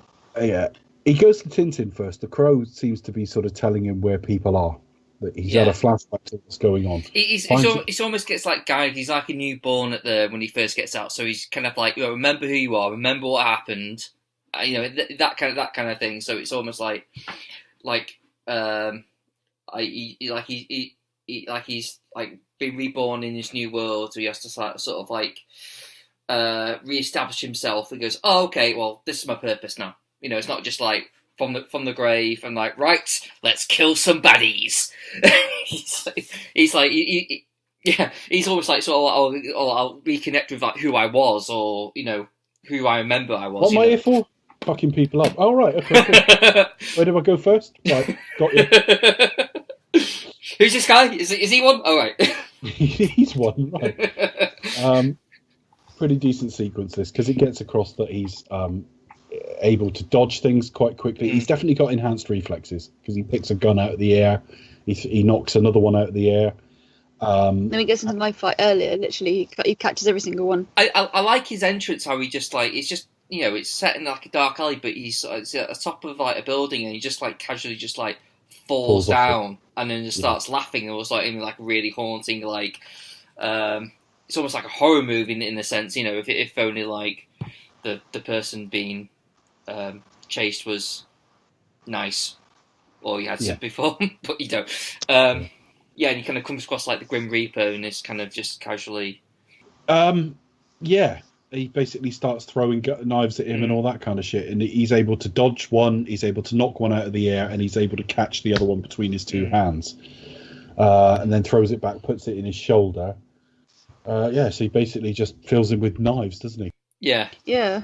I mean, it's later said that he put knives in all his major organs in alphabetical order. I'm not sure where they got that detail from, but I'm like, how do they know? Yeah. That didn't make sense, and I thought that's really overreaching. That's meant to sound both creepy and what's the word? Surgical, kind of methodical. Kind of double-edged. There's no emotion in it. He's going to methodically do this, and it's just like that makes absolutely no sense. But anyway, that's okay. And he's basically pawned a ring, hasn't he? There, yes. The ring that he was going to give to Shelley. Now, has the pawnbroker got it at this point? Has he? Yeah. So it would have been a year ago. So it was like the guy he always goes to. Essentially, he's like established as like that pawnbroker. He's the guy who's like been in loads of stuff. He's been in Miller's Crossing and things like lots of like Coen Brothers films. What else has he been in? I'm not sure. What's the actor called? John Polito. It's John Polito. He's passed away now by the look of it, a couple of years ago. Yeah. He only made it to 65. Died from multiple myeloma. Let me look at what I recognise him in. Miller's Crossing, Barton Fink, so he's worked with the Coens a couple of times. The Rocketeer. Oh, yeah. Which I have seen now.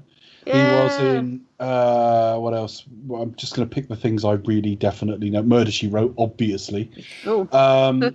He was on a few episodes of Homicide: Life on the Street, which was kind of the same time as NYPD Blue, so it lived in its shadow, really, but it was supposedly very good.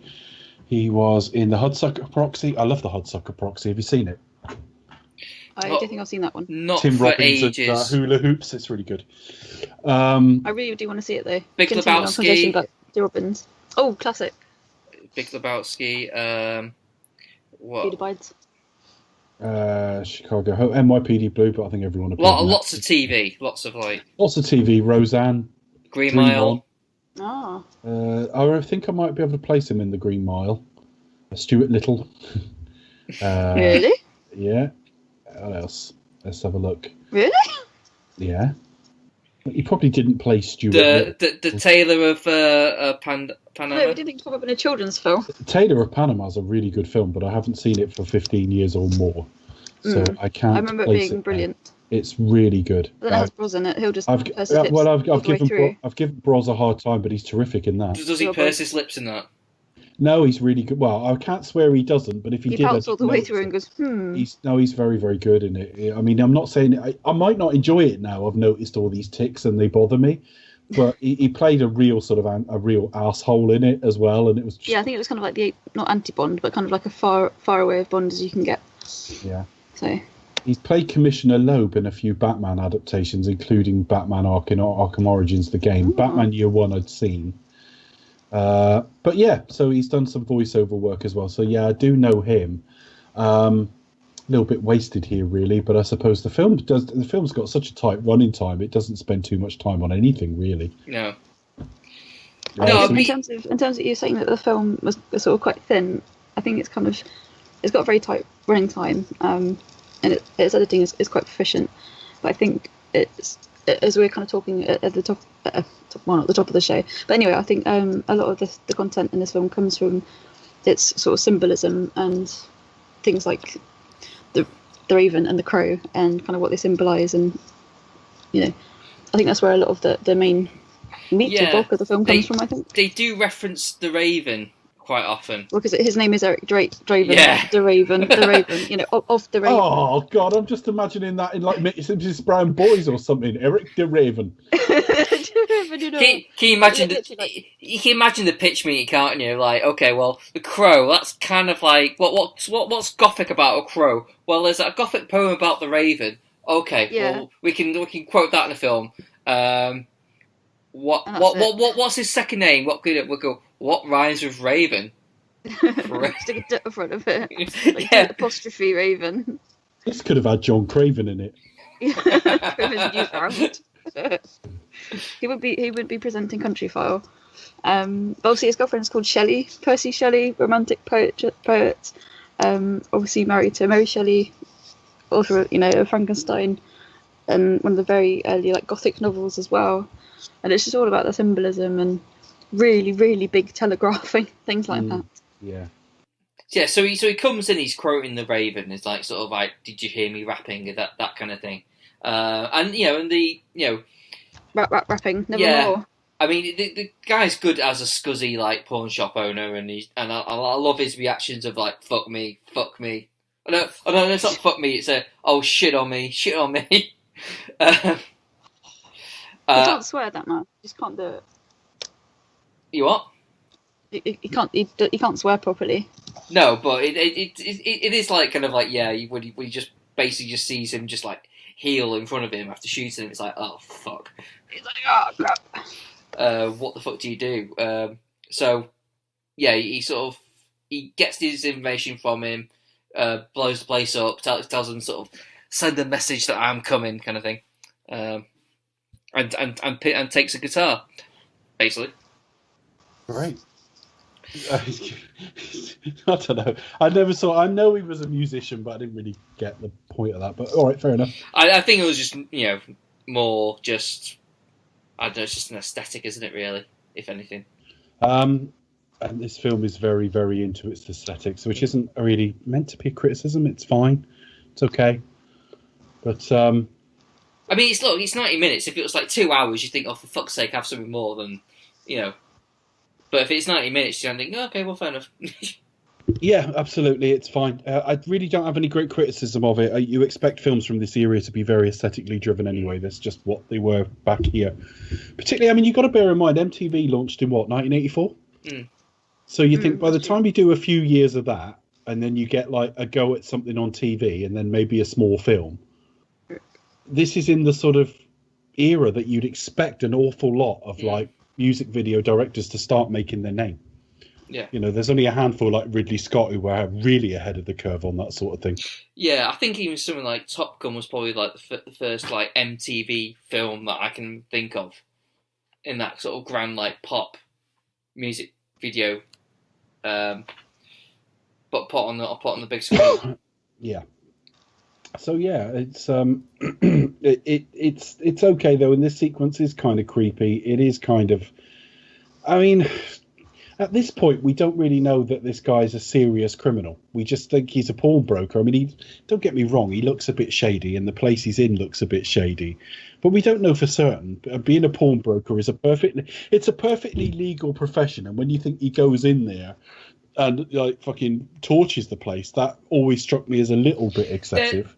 What I think I did notice is there are casual. I mean, because you do get the sense that he's working. Obviously he knows Tintin well and knows where the stuff is coming from. And there's just a casual kind of reference. Oh yeah, you're paedophile type thing. So it's just the idea of all the bad guys in this are just really grotesque and just in the most evil way possible.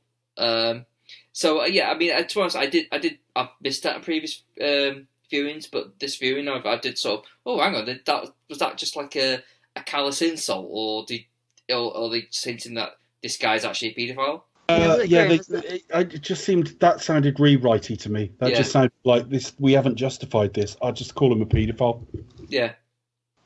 But yeah, I think it's just one of those things where he just establishes early on that he shouldn't feel sorry for him. Yeah, kind of. Yeah, it's all right though. And again, we're talking about it. It none of this is taking too long. This is over quite quickly, and it is just about, I think, getting a warning out there. I think that's what he's trying to do: get a warning out there. And I suppose the film actually does that pretty well. Yeah. So where do we go to next? From there, I always thought he effectively went straight to Fun Boy. We got sort of Fun Boy in a bar picking her up, and then it's straight to he basically takes Sarah's mother home. Yeah, doesn't he have a first encounter with Ernie Hudson? Yes, I can't think of the context of that now. Is that at his apartment? Does he actually go? No, I think that's later that on. later? Like he kind of like just runs into him and then just like kind of like A short hint that he's Yeah. something to do with that murder. yeah, Okay, that's before we go to the sort of drug taking and all that stuff. yeah, Which I always think is ludicrously overdone. I mean, you've got like a criminal gang that's effectively running the city. Do you know what I mean? Dominating the city, and yet they all live in like really shitty conditions with shit up their arms. Do you know what I mean? Well, they're basically burning everything to the ground. You're thinking like, I mean, it's in this kind of nightmarish world where like, these villains are like of just living in practically next to square. Everything just looks dirty. But then like you imagine that everything would be, because if they make it a tradition to basically destroy everything that gets developed, then there wouldn't be any nice things. So basically, I think the next scene is the fun boy bit, where the fun boy scene is basically pumping Sarah's pumping in several ways. Yes. yeah, Sarah's mother with heroin and sex, and Do you think like he puts like the syringe in one hand and his dick in the other and offers her a choice? Like, which one do you want first, love? Which do you want to be pumped with first? Is he gentle with the pumping? I mean, when he draws it out of her arm later, I did look at it and think, is that heroin? Or it does look a bit spunky, doesn't it? it is. Anyway. I mean, I can't speak to what heroin actually looks like, because I've never had the stuff, but And I've never injected spunk into my arm either. no. I haven't lived really, have I? But now you think of it, I don't know. I mean, I always thought heroin looked brown, or at least Whatever. Or- So or at we're least- not knowledgeable on guns or drugs, to be No. honest. But there you go. So Fun Boy, yeah, this is. I always think he's the skankiest of any of them, to be honest.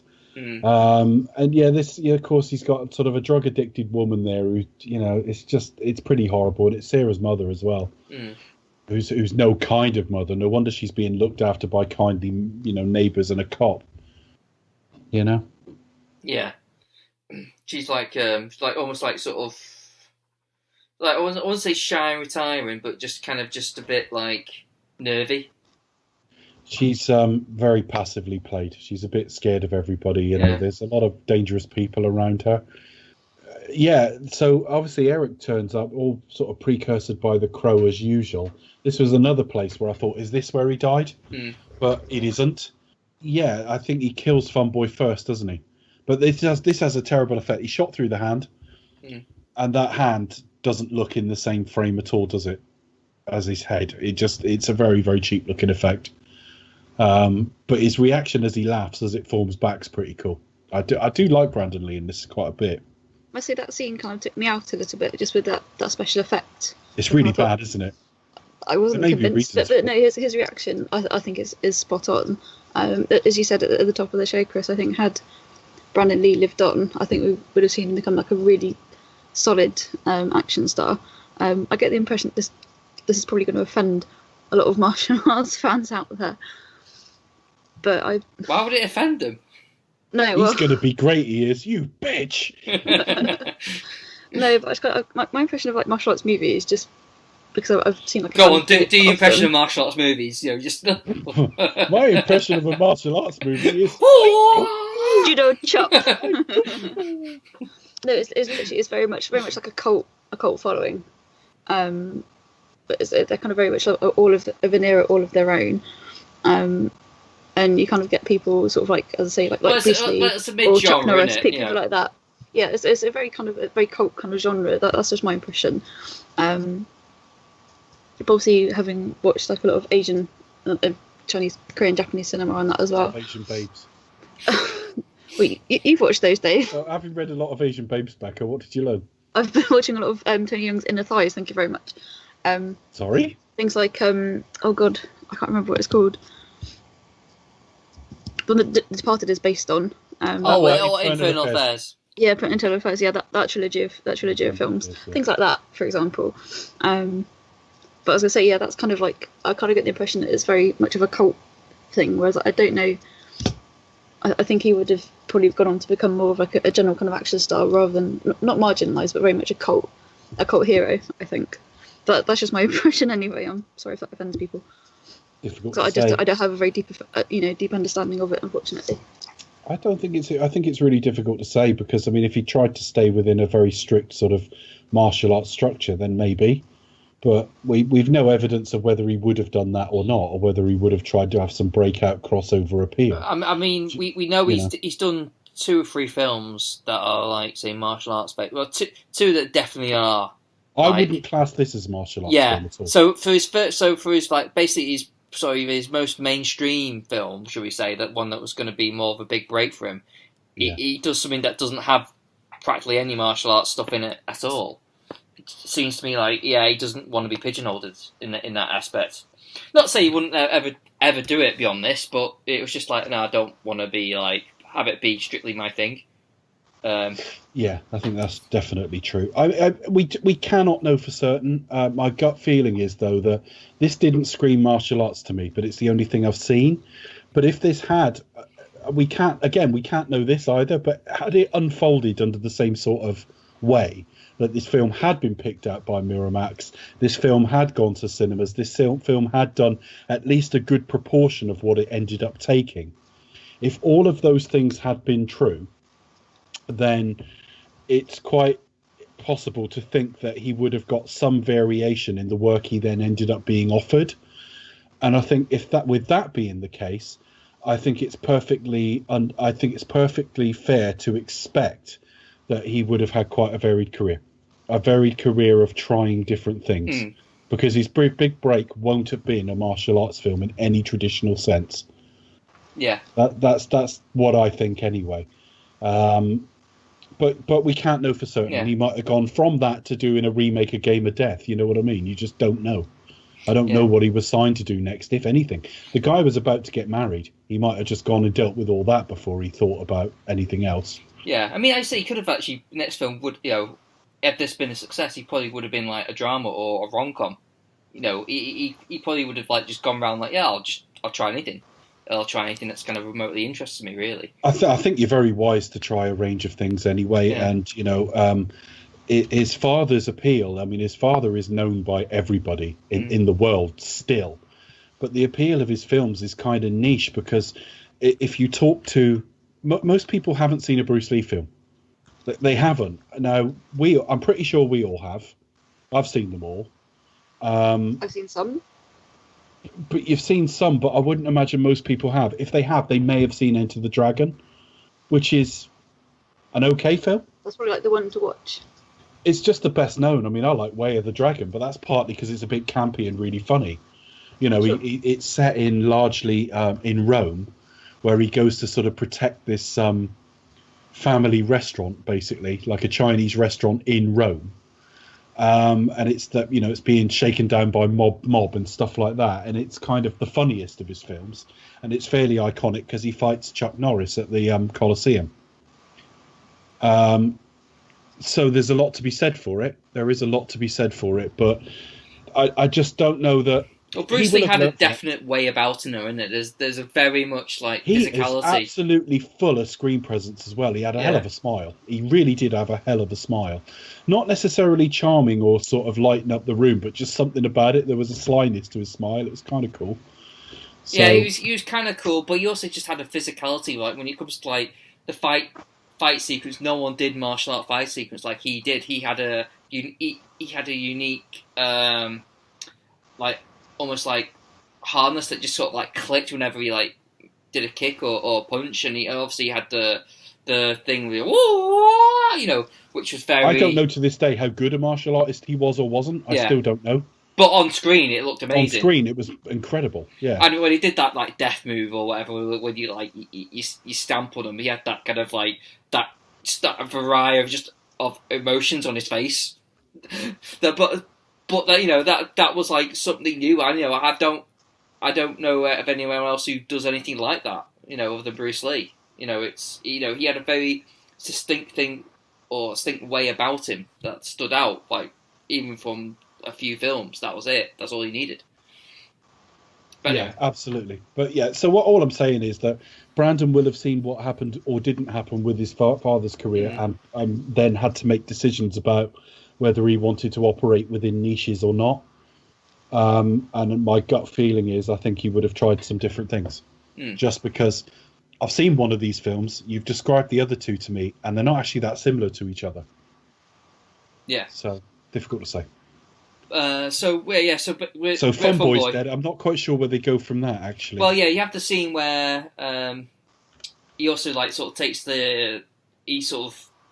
he goes to the mother and basically sort of almost does like the Christ type thing, like stigmata with the heroin, basically sort of like says a lot. You know, you have a child out there, you know. Don't be a bellend. Mother is the name of God amongst children. You have a child. That go to her, and then from there she's almost like making an effort. And when the next scene you see her, she's like cooking breakfast for her. Which is kind of a sweet scene, at least in concept. It didn't do a lot for me, but the whole idea is she's trying to do her best, and the daughter's about to not make fun of her, but express extreme sort of skepticism. And of course, she's about to give up and going, "Yeah, okay, fair. I'm not really a mother, am I?" And it's a nice little scene. It is again that kind of almost thing we see in The Equalizer now about just spreading good wherever you go. And he's taken the time not just to sort of get revenge, but spread a bit of good wherever he goes. That's pretty cool. Justice, isn't it? Basically. I think then he goes to see the cop again. He goes to see Ernie again. And then all I really remember of the scene, even watching it today, apart from like finding out who he is and all the rest of it, is he touches him and he actually passes on to Eric the sort of 30 hours of memories of Shelley being in agony and the fact that he was there with her. So the suffering and all the rest. So, and he gets it in one hit. It's 30 hours of suffering in about half a second. We start the scene with him like still in his hat, and I was thinking, are they going to reference that? And then he ends up like, "You're still in your hat." It was like, oh, yeah. But it's the scene where you get the whole like, you know, we get the feeling for the 30 hours. We also, one of the things I actually picked up about the acting as well, he goes like. Eric or Brandon Lee goes to the fridge to get a beer, and I was thinking, why is the crow drinking a beer? And he goes and he's almost like looking at it in a kind of like it's like the first time he's like seen one of these. It's one of the things I picked up. He's like almost like, is this a beer? Have I got this right? And then he just like opens it, hands it to Ernie Hudson. There was a nice awkwardness to it. I have to say, I quite liked it. But I think it was just like, it was something you wouldn't necessarily think of, but I liked that it was there, you know what I mean? It was like, oh, okay, well, he's actually thinking about doing something, he's not just like casually being cool and just walking to, grabbing a beer from the fridge, go, oh, there you go, Ernie. It's Enjoy. like, we also sort of get the sense of, after he's had all the memories passed on to him, he grabs like his cigarette, has a drag on it, and says, "These will kill you," and then and then decides like, actually, in a really vulnerable way, decides, I think I'm just gonna go through the front door like a normal human. It's kind of like. I suppose the longer he spends around people, the more he's going to sort of pick up societal norms, even with a short period of time. Some of these tics aren't really necessary, but they all add to something because he's playing it interestingly. And the more I watch it, because this will have been, I think I'd seen it maybe twice, and I watched it a couple of weeks ago, and then we sort of changed our order of recording. We were going to try and put this out as a bonus episode, and we can't. We've got to put it out in our normal schedule, which wasn't the idea, but we can't. We couldn't help it, I'm afraid, folks. But the point is, I felt I had to watch it again because it had been a couple of weeks. And every time I see Brandon Lee, there's a bit more to what he's doing. And I'm not going to start lauding the dead like a lot of people do. As soon as someone dies, suddenly their talent level goes through the roof, But I'm seeing somebody who's quite interesting as a screen presence. And it's funny, you point out Bruce Lee. Bruce Lee did a lot more samey stuff, but Bruce had it as well. Just looks a bit different. But of course, Brandon is mixed race. His mother was a white American lady, so he looks different than his dad, and he has a different quality. But he actually commands the screen really well, and he has some little interesting looks about him. You can see his dad in there. You know, if you'd like looked at a photo, you can go, okay, well, I can kind of see some resemblance. Yeah. But you know, he's a good-looking chap anyway. I'm sure Becca would have been crushing on him.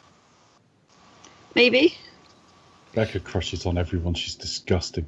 Not everyone, just most people. You should have heard. Just men. It's just guys in general. You should have heard the comments on Mary Poppins. It was just absolutely despicable. I know. Poor Colin. I mean, she wanted to record all that, and Chris and I just said no. It's disgusting. Oh, shocker! Lin-Manuel and Ben Winslet. We got into it. Yeah. Till I pointed out that like Lin-Manuel Miranda looks like Gary Lineker after an eating disorder. Landscape changed completely. But the point is, he's probably married or something already. We very, very nearly, because that puts you off. Only marriage stops you, doesn't it? The point is, you nearly got a bonus Mary Poppins episode because we started talking about the film last night, all of us over Messenger, not even like speaking, just Messenger on our podcast thread. And the conversation got so bizarre, surreal, and filthy that we very nearly jumped on a microphone and actually recorded an episode because it was utter filth. I think I suggest this. Had this been like a recorded conversation, it probably would have been like a golden episode. But yeah, it was absolutely brilliant. And I just thought, all I say is Emily Blunt as Emily Poppins. Emily Blunt as Mary Poppins definitely would. Anyway. Yeah, but we went a little further. Yeah. You guys went way further. Yeah. Well, Chris, really, I tried to rein it in. You failed to control me. What can I say? Well, actually, I kind of, I just lulled him into a false sense of security by being way filthier than he was being to try to discourage him by showing him how awful it is. Yeah. But instead, all he did was like sort of gave me like a bar to raise up to. So. Yeah. I actually read it back afterwards. I couldn't believe the shit we were coming out with. But anyway, it's irrelevant now because we're talking about a show that never happened. But one day we may get it on us to do something like that just because I can't believe we wouldn't say half of that again. But anyway, so where do we go from there? He's met the cop. He's got all the feeling of what happened. He has understood that the cop is on his side and was there trying to protect him. Bizarrely, Ernie Hudson is full of, well, I only did it because it was my job and she might be able to tell me something, which was a bit unusual. Does he go to the dock now? Yeah, we had the Gideon, the pawn shop, where you get the scene with where Top Dollar, stabs him. You get to see where he sort of gets the warning, and they're like, okay, well, they're aware of a guy, like an Avengers type sort of guy, sort of go like who could be trouble. A toxic Avenger. There's a weird thing that, like, again with the villains, they are very much like they make a reference to the fact that his henchwoman is his sister, even though like they're clearly sleeping together. It's just a really weird kind of what. It's just turning up the and she's like a bit of witchy. She's like she's into like cut her eyes out, and that kind of thing. It's just like really just odd. But that's what they were like in this era. Villains in these sorts of films were always needlessly sort of sadistic. There would often be like some kind of hint of like perversion, if you like, which is a bit of a loaded term, but you know what I mean. And again, if you ask me now, I'm not 100% sure what films I've seen that stuff in before. But it felt like a trope watching it here.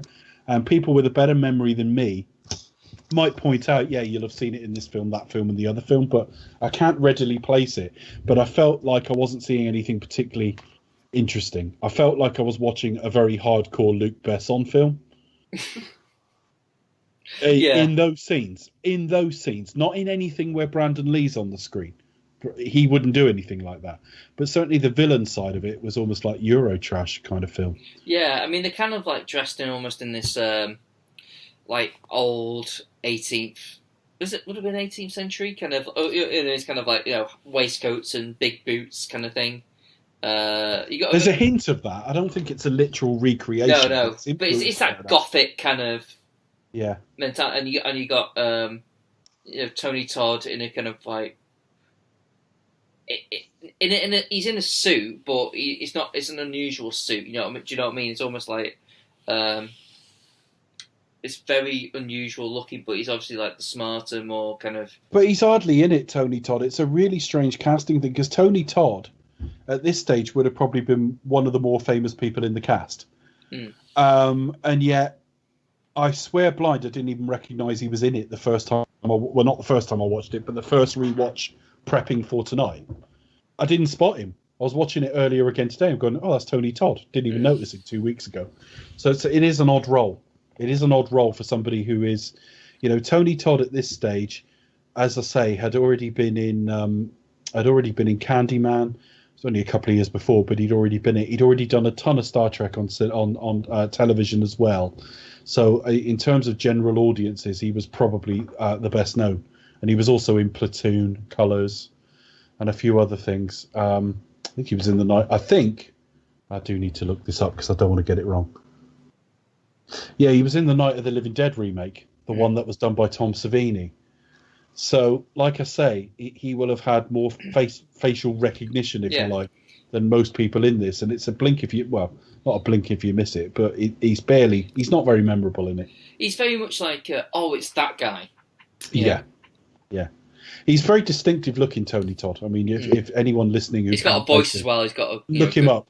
It's look and voice. And because he's got such strong features, he can act through makeup as well. So, as I say, he plays Worf's brother, Kern, in several episodes of Star Trek The Next Generation and Deep Space Nine. And he's instantly recognisable even under the makeup. I remember the... Sorry. No, I was going to say he's also in The Rock as well. I don't remember. He probably... Well, he definitely is because I'm looking at the filmography now. But I don't remember in that. He's one of the main... He's one of the last few bad guys. He's the one that Nicolas Cage does the Rocket Man line with. Okay, all right. I don't like soft ass shit. He said anyway. Instantly memorable though. Very, very, very, very suited to voiceover work and very distinctive features. And he's got a voice that can be comforting and warm and kind of chilling at the same time. Yeah. Or not at the same time, but slight turns in it would do that. But yeah. He was in lots of television as well. So, but absolutely not that relevant to this film for the amount we've talked about it. He's not really in it that much. We've already talked about Sarah and her mother. Sarah goes to Eric's apartment. And he doesn't immediately show himself, does he?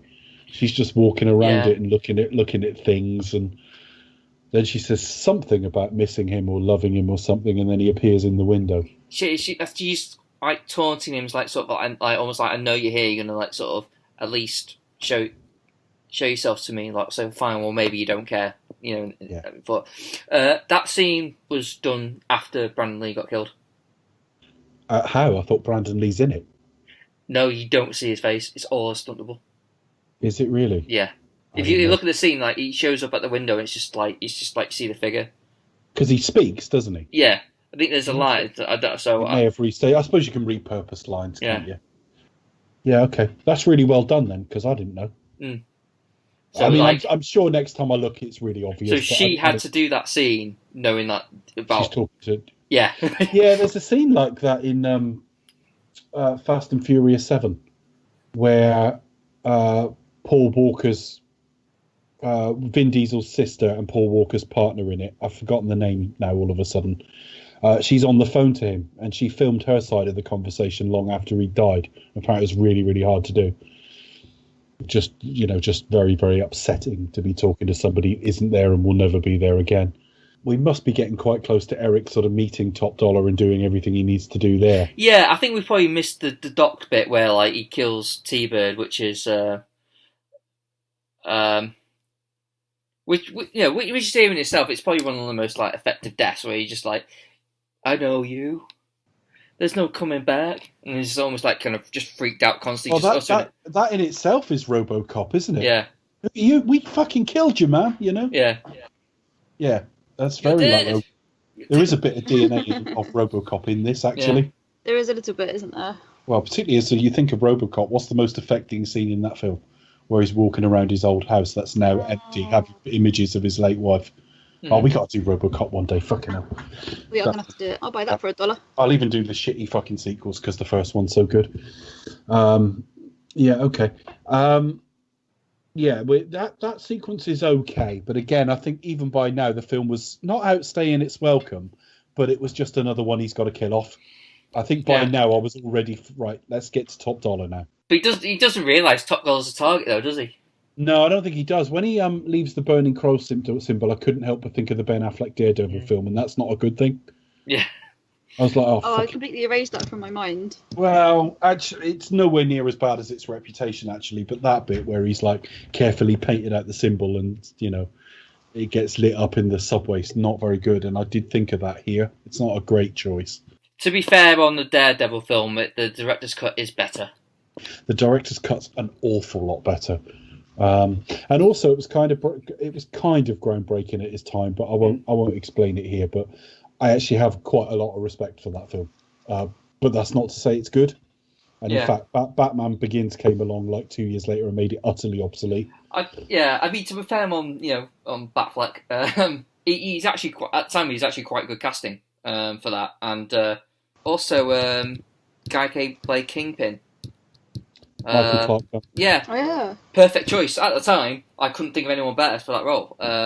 And Colin Farrell just clearly had his fun of being Bullseye. So I can never get. I did like Colin Farrell in it, but I'd really like Michael Clark Duncan because just very few people are naturally that big without being wildly obese or wildly unhealthily fat or something, and he wasn't. So just from a pure size perspective, it was great because if you go and watch the new the Spider-Man film Into the Spider-Verse, Kingpin in that is ludicrously big. Amongst a film that's nowhere near as stylized as you think it's going to be in character design, and I don't like it. I don't like the look of it. It's ludicrously too big, but he is meant to be like very, very big. And Michael Clark Duncan was. Shame what happened to him, really. So where do we go from there then? So he's we get to the bit where Top Dollar's having his big minions meeting. He's got all his gang members, all his various evil people in the middle of it, sit round a table in the middle of a massive room with very little lighting. Yes. They're trying to be a bit hardcore. And I did have shades of Naked Guns. You got guys with berets and all different suits and and the Ray-Bans. They're a Draven police squad, and don't let me ever catch you in America. Yeah, pretty much. Oh, I love them. So some of these we edit that scene with that music. Oh, you've got me thinking now. All right, so yeah, he goes in there. Especially when he kicks the guy, he goes in that sort of chair that rolls back into the window. Yeah, it's very good actually. But never mind. I've never found this scene particularly easy to watch, just because for so long after say 2 viewings, I thought this is where Brandon Lee was shot, and of course it isn't. Yeah, this breaks into probably the biggest action sequence in the film. Oh yeah, because this is quite a mass brawl. Don't really like the way it's staged. It's a bit of a nothing series of little fights, really. Well, it's just your general sort of shoot 'em up scene, isn't it? It's any action film of this era anywhere. Yeah. Without a budget to really stage something extraordinary in stunt fashion, so it's fine. But he kills Skank, throwing him out the window. Yeah. And that's really about it, apart from the half-sister woman who's saying we can defeat him by killing the crow. Yeah, they kind of figured that out. I don't know, you pulled that out your ass, didn't you? Yeah. Well, she's into that kind of supernatural stuff, so you don't know whether it's kind of partly bollocks or not. But they just seem to be well, I've got no other better plans, so fuck it, why not? Well, I mean, the crow keeps turning up, to be fair. Yeah. And I suppose they knew they killed him, so it's something fairly mystical might be happening here. But she says it with a complete turn of confidence, but yeah, all right. But so they plan so basically they kidnap Sarah to kind of goad him. Yeah, this is back after out. he's given her the engagement ring. Yeah. So because he's off his way to the grave, thinking, right, well, my job's done. I've killed the 4 guys. That's it. And he's kind of because those are the ones he saw in all the visions. Yeah. Top Dollar wasn't there. It was being led by T-Bird. Fun Boy, really, wasn't it? Yeah, T-Bird. Yeah. Yeah. So, yeah, it's that bloody Travolta. This felt very Batman '89. What's coming here? Where they go to the church and he's making his way up into another trope, isn't it? Showdown at a church. Yeah, it's also another 90s TV trope. That was in Daredevil as well. Mm. But they made their way to the top of the tower, and I thought all the way through, do they know what they're going to shoot when they get there in terms of like the film? Because I think Batman '89 they made it up as they went along, and this feels a little bit like that. Because what follows is actually really, really underwhelming. They've damaged the crow, they've hurt the crow. Micah's got hold of the crow. The crow gets loose and like basically bites her eyes out before she can kill Eric. So that's like one big action sequence, like a reverse shot of the back of her head as she gets like attacked.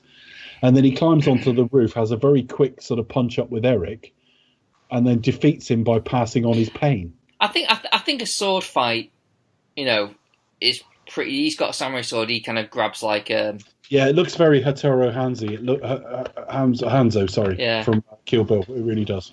He kind of like he's fighting Top Dollar, and also got like Sarah's like hanging off the end of the church, so he kind of gets distracted to go and chooses to try and save her, and Top Dollar like just runs him through. Yeah. And then that's where he does he hands him like the pain, and then dies in a really grim way. So his death actually looks really, really gruesome. Which not bad for the film. All right. It's all right. It's okay. That's all I can say. It's fine. I do like the payoff of the pain, though. I mean, that's probably the one aspect of it that's like that really works as an idea. Yeah. The idea that he can share that and pass it on, and it's like, well, this is what you put me through. This is what you put her through. That he's painted as a very, very selfless, very giving character. So his thought would be, this is what you put her through, not what you put me through. And then that's it. He kind of goes back to the grave, has a conversation with Sarah, and that's about it, really, isn't it? Yeah, he sort of returns back to his old missus. He's like waiting for him. You do see her, yeah. You do see her. It's a good job she had a bodysuit on underneath, because the lighting's rather unfortunate. You would have seen a lot there if they hadn't dressed her properly. But she's there's kind of a sweetness between them, even though they get virtually no screen time together. There is kind of a sweetness between the two of them. You get that with the flashbacks, don't you? Of the life they had before. You get that proper like young love, and she's very angelic. Yeah, she appeared in the Red Shoe Diaries the same year as Woman on Train. That must have been a big role.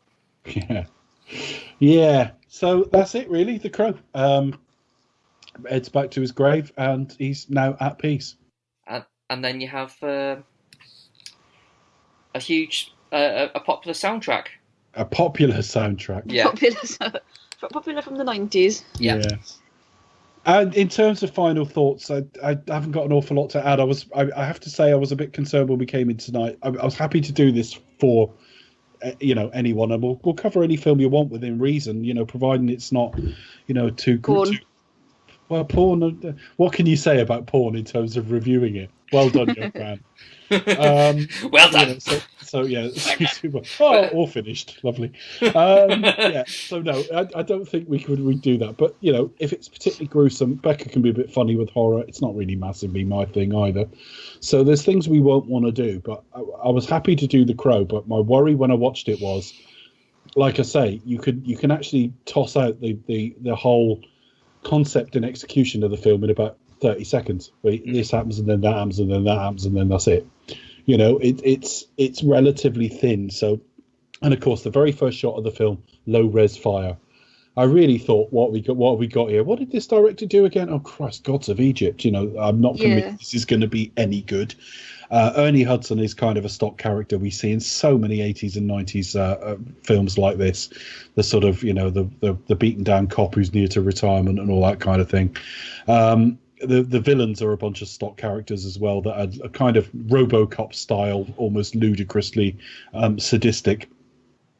But off the back of that, it's easy to say, and I've had to watch it a couple of times to see it, that actually this film survives because of a really, really top performance from the leading man. And it's so easy to say because he died and we want to give him some credit and all the rest of it. But there's a lot going on in that face and behind the eyes, and he moves very well as well. So he has elevated what is, I think, a directed-to-video film, if we're honest.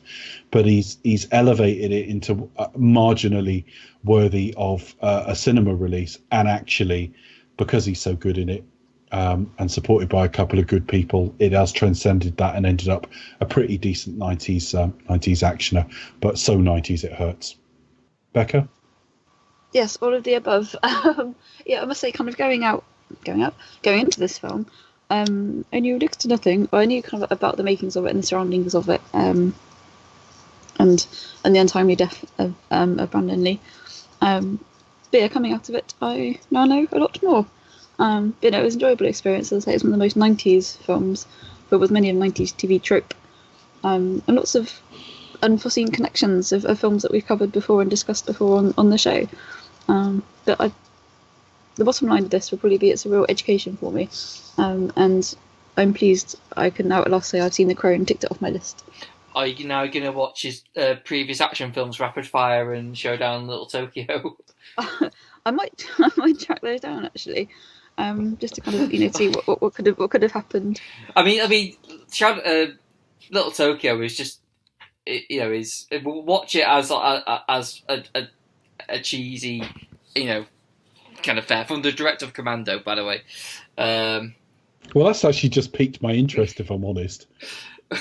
I'm not the action guy of the two of us, but you do. Commando's fucking mental, and it's really funny. Yeah, I mean, it is like completely just obscene, like in terms of just how like it's almost like comedic, like, but it's ludicrous. I mean, he'll run into an open square, surrounded on all sides, and yet nobody hits him with shit at all. It is utterly ludicrous. And you got Dolph. But the best thing is Colonel John Matrix. Yes, John Matrix. That's right up there with Monkfish. Yeah, so basically, you got like Brandon Lee and Dolph Lundgren running around with Tina Carey, from Wayne's World, being hunted down by the bad guy from Mortal Kombat, and his henchman is the same henchman from Turtles. So it is like, oh my true. God, it's like it's that guy, and it's obscenely violent and obscenely absurd. And Rapid Fire is very kind of like your standard early 90s action film. Rapid Fire looks as generic as shit now in hindsight. But I will say it's definitely worth watching. Just, if you just sort of take all that aside and just go like, well, I'm just going to watch Brandon Lee for his, presence as an actor and his ability to do action, you'll be like, actually, no, the actions he's there are pretty decent. So I would say it's worth watching just to sort of like see how good he is at the action. Yeah, because obviously had he been around a lot longer, he would have had a longer career. It is a bit like, if Bruce Lee had literally done like The Big Boss and then died, you can't look at it and go, well, I like him if I like The Big Boss, or if I don't like him, he's shit. If it's his first American film role, it's saying here. I don't know what he did in Hong Kong or anything like that, but you don't know what he would have gone on to do. Certainly The Crow, I suspect, would have elevated him somewhat. Yeah. Although we cannot guarantee it would have ended up what it was. From what I'm seeing here, he's pretty good though. But your final thoughts, Chris? Yeah, well, it's pretty much like everyone said. It's very 90s, very MTV. That was my main thoughts by watching it. But it goes for a load of action movie tropes, which I'm absolutely fine with. I do think Brandon Lee covered something that actually was pretty decent in this. It's a shame. I could see the potential. I could see there's a definite warpness to him at times. I mean, when he's not being the vengeful angel, he's, there's a kind of like warmth to him when he smiles about something, or he, has a bit of vulnerability. So, there's lost potential, which is the ultimate shame. There could have been more he could have given us. Well, he sells pretty like hard, and he could play action, but he also plays slightly androgynous as well. Yeah. So there's quite his operating window would have been quite wide, I think. And he's a good-looking guy as well. It's not he pretty much, and the fact that he's got the legacy of Bruce Lee behind him as well. So he's got name recognition. So it's like son of Bruce Lee, and he's good-looking. Had some talent and could actually do convincing action as well. He could actually do the kung fu stuff if he decides to do that. So, yeah, it's just a shame of wasted potential. But there we are. Tragedy strikes, and we have what we have. But there we are. That's it for The Crow then, really. Just a little sort of bonus outside of sort of continuity. Thank you very much again to lovely Ken. Sorry to have kept you waiting so long, but we finally got there. Yeah, we promised Ken this quite a while ago, but there's lots of reasons, not just our hiatus. And obviously, although we're putting this out on the main feed at the main time, obviously the priority is carrying on with the series we were doing. So we had to sort of find a way to do that, fit this in somewhere. So we've put it in over the Christmas break. So I think that's it from me. I'll just say good night and thank you very much, everybody. Yeah, I'm very much looking forward to the remake when we get to cover that. But if that ever gets made, RoboCop. Yeah, if that ever gets made, and RoboCop. Yeah, RoboCop's just gone flying up the list because we're all keen. We'll do it after Mission Impossible. Alrighty then. All right, so so that's it for me. You can find me at Cinematronics on Twitter, and you can find the other podcast at cinematronics.co.uk. Dave, where can we find you? Yeah, I forgot all of that. You can find me at the Pasty Kid 1976 on Twitter. And you can follow us on Twitter at expect_talk. You can drop us an email at expect_talk@gmail.com. Or you can find us on Facebook and also on YouTube. Do you expect us to talk? You can also find us under the same moniker on iTunes. And that's your lot, folks. So that's your lot. We're not used to signing off like this because we've already done the we'll return with in our normal continuity, which this isn't. So we're kind of like we're right, awkwardly hanging around. See ya. I guess I'll head off then. Right. Night. Night. Oh well, it's at the time, right? Okay, let's go. Good night, folks. Good night. Oh.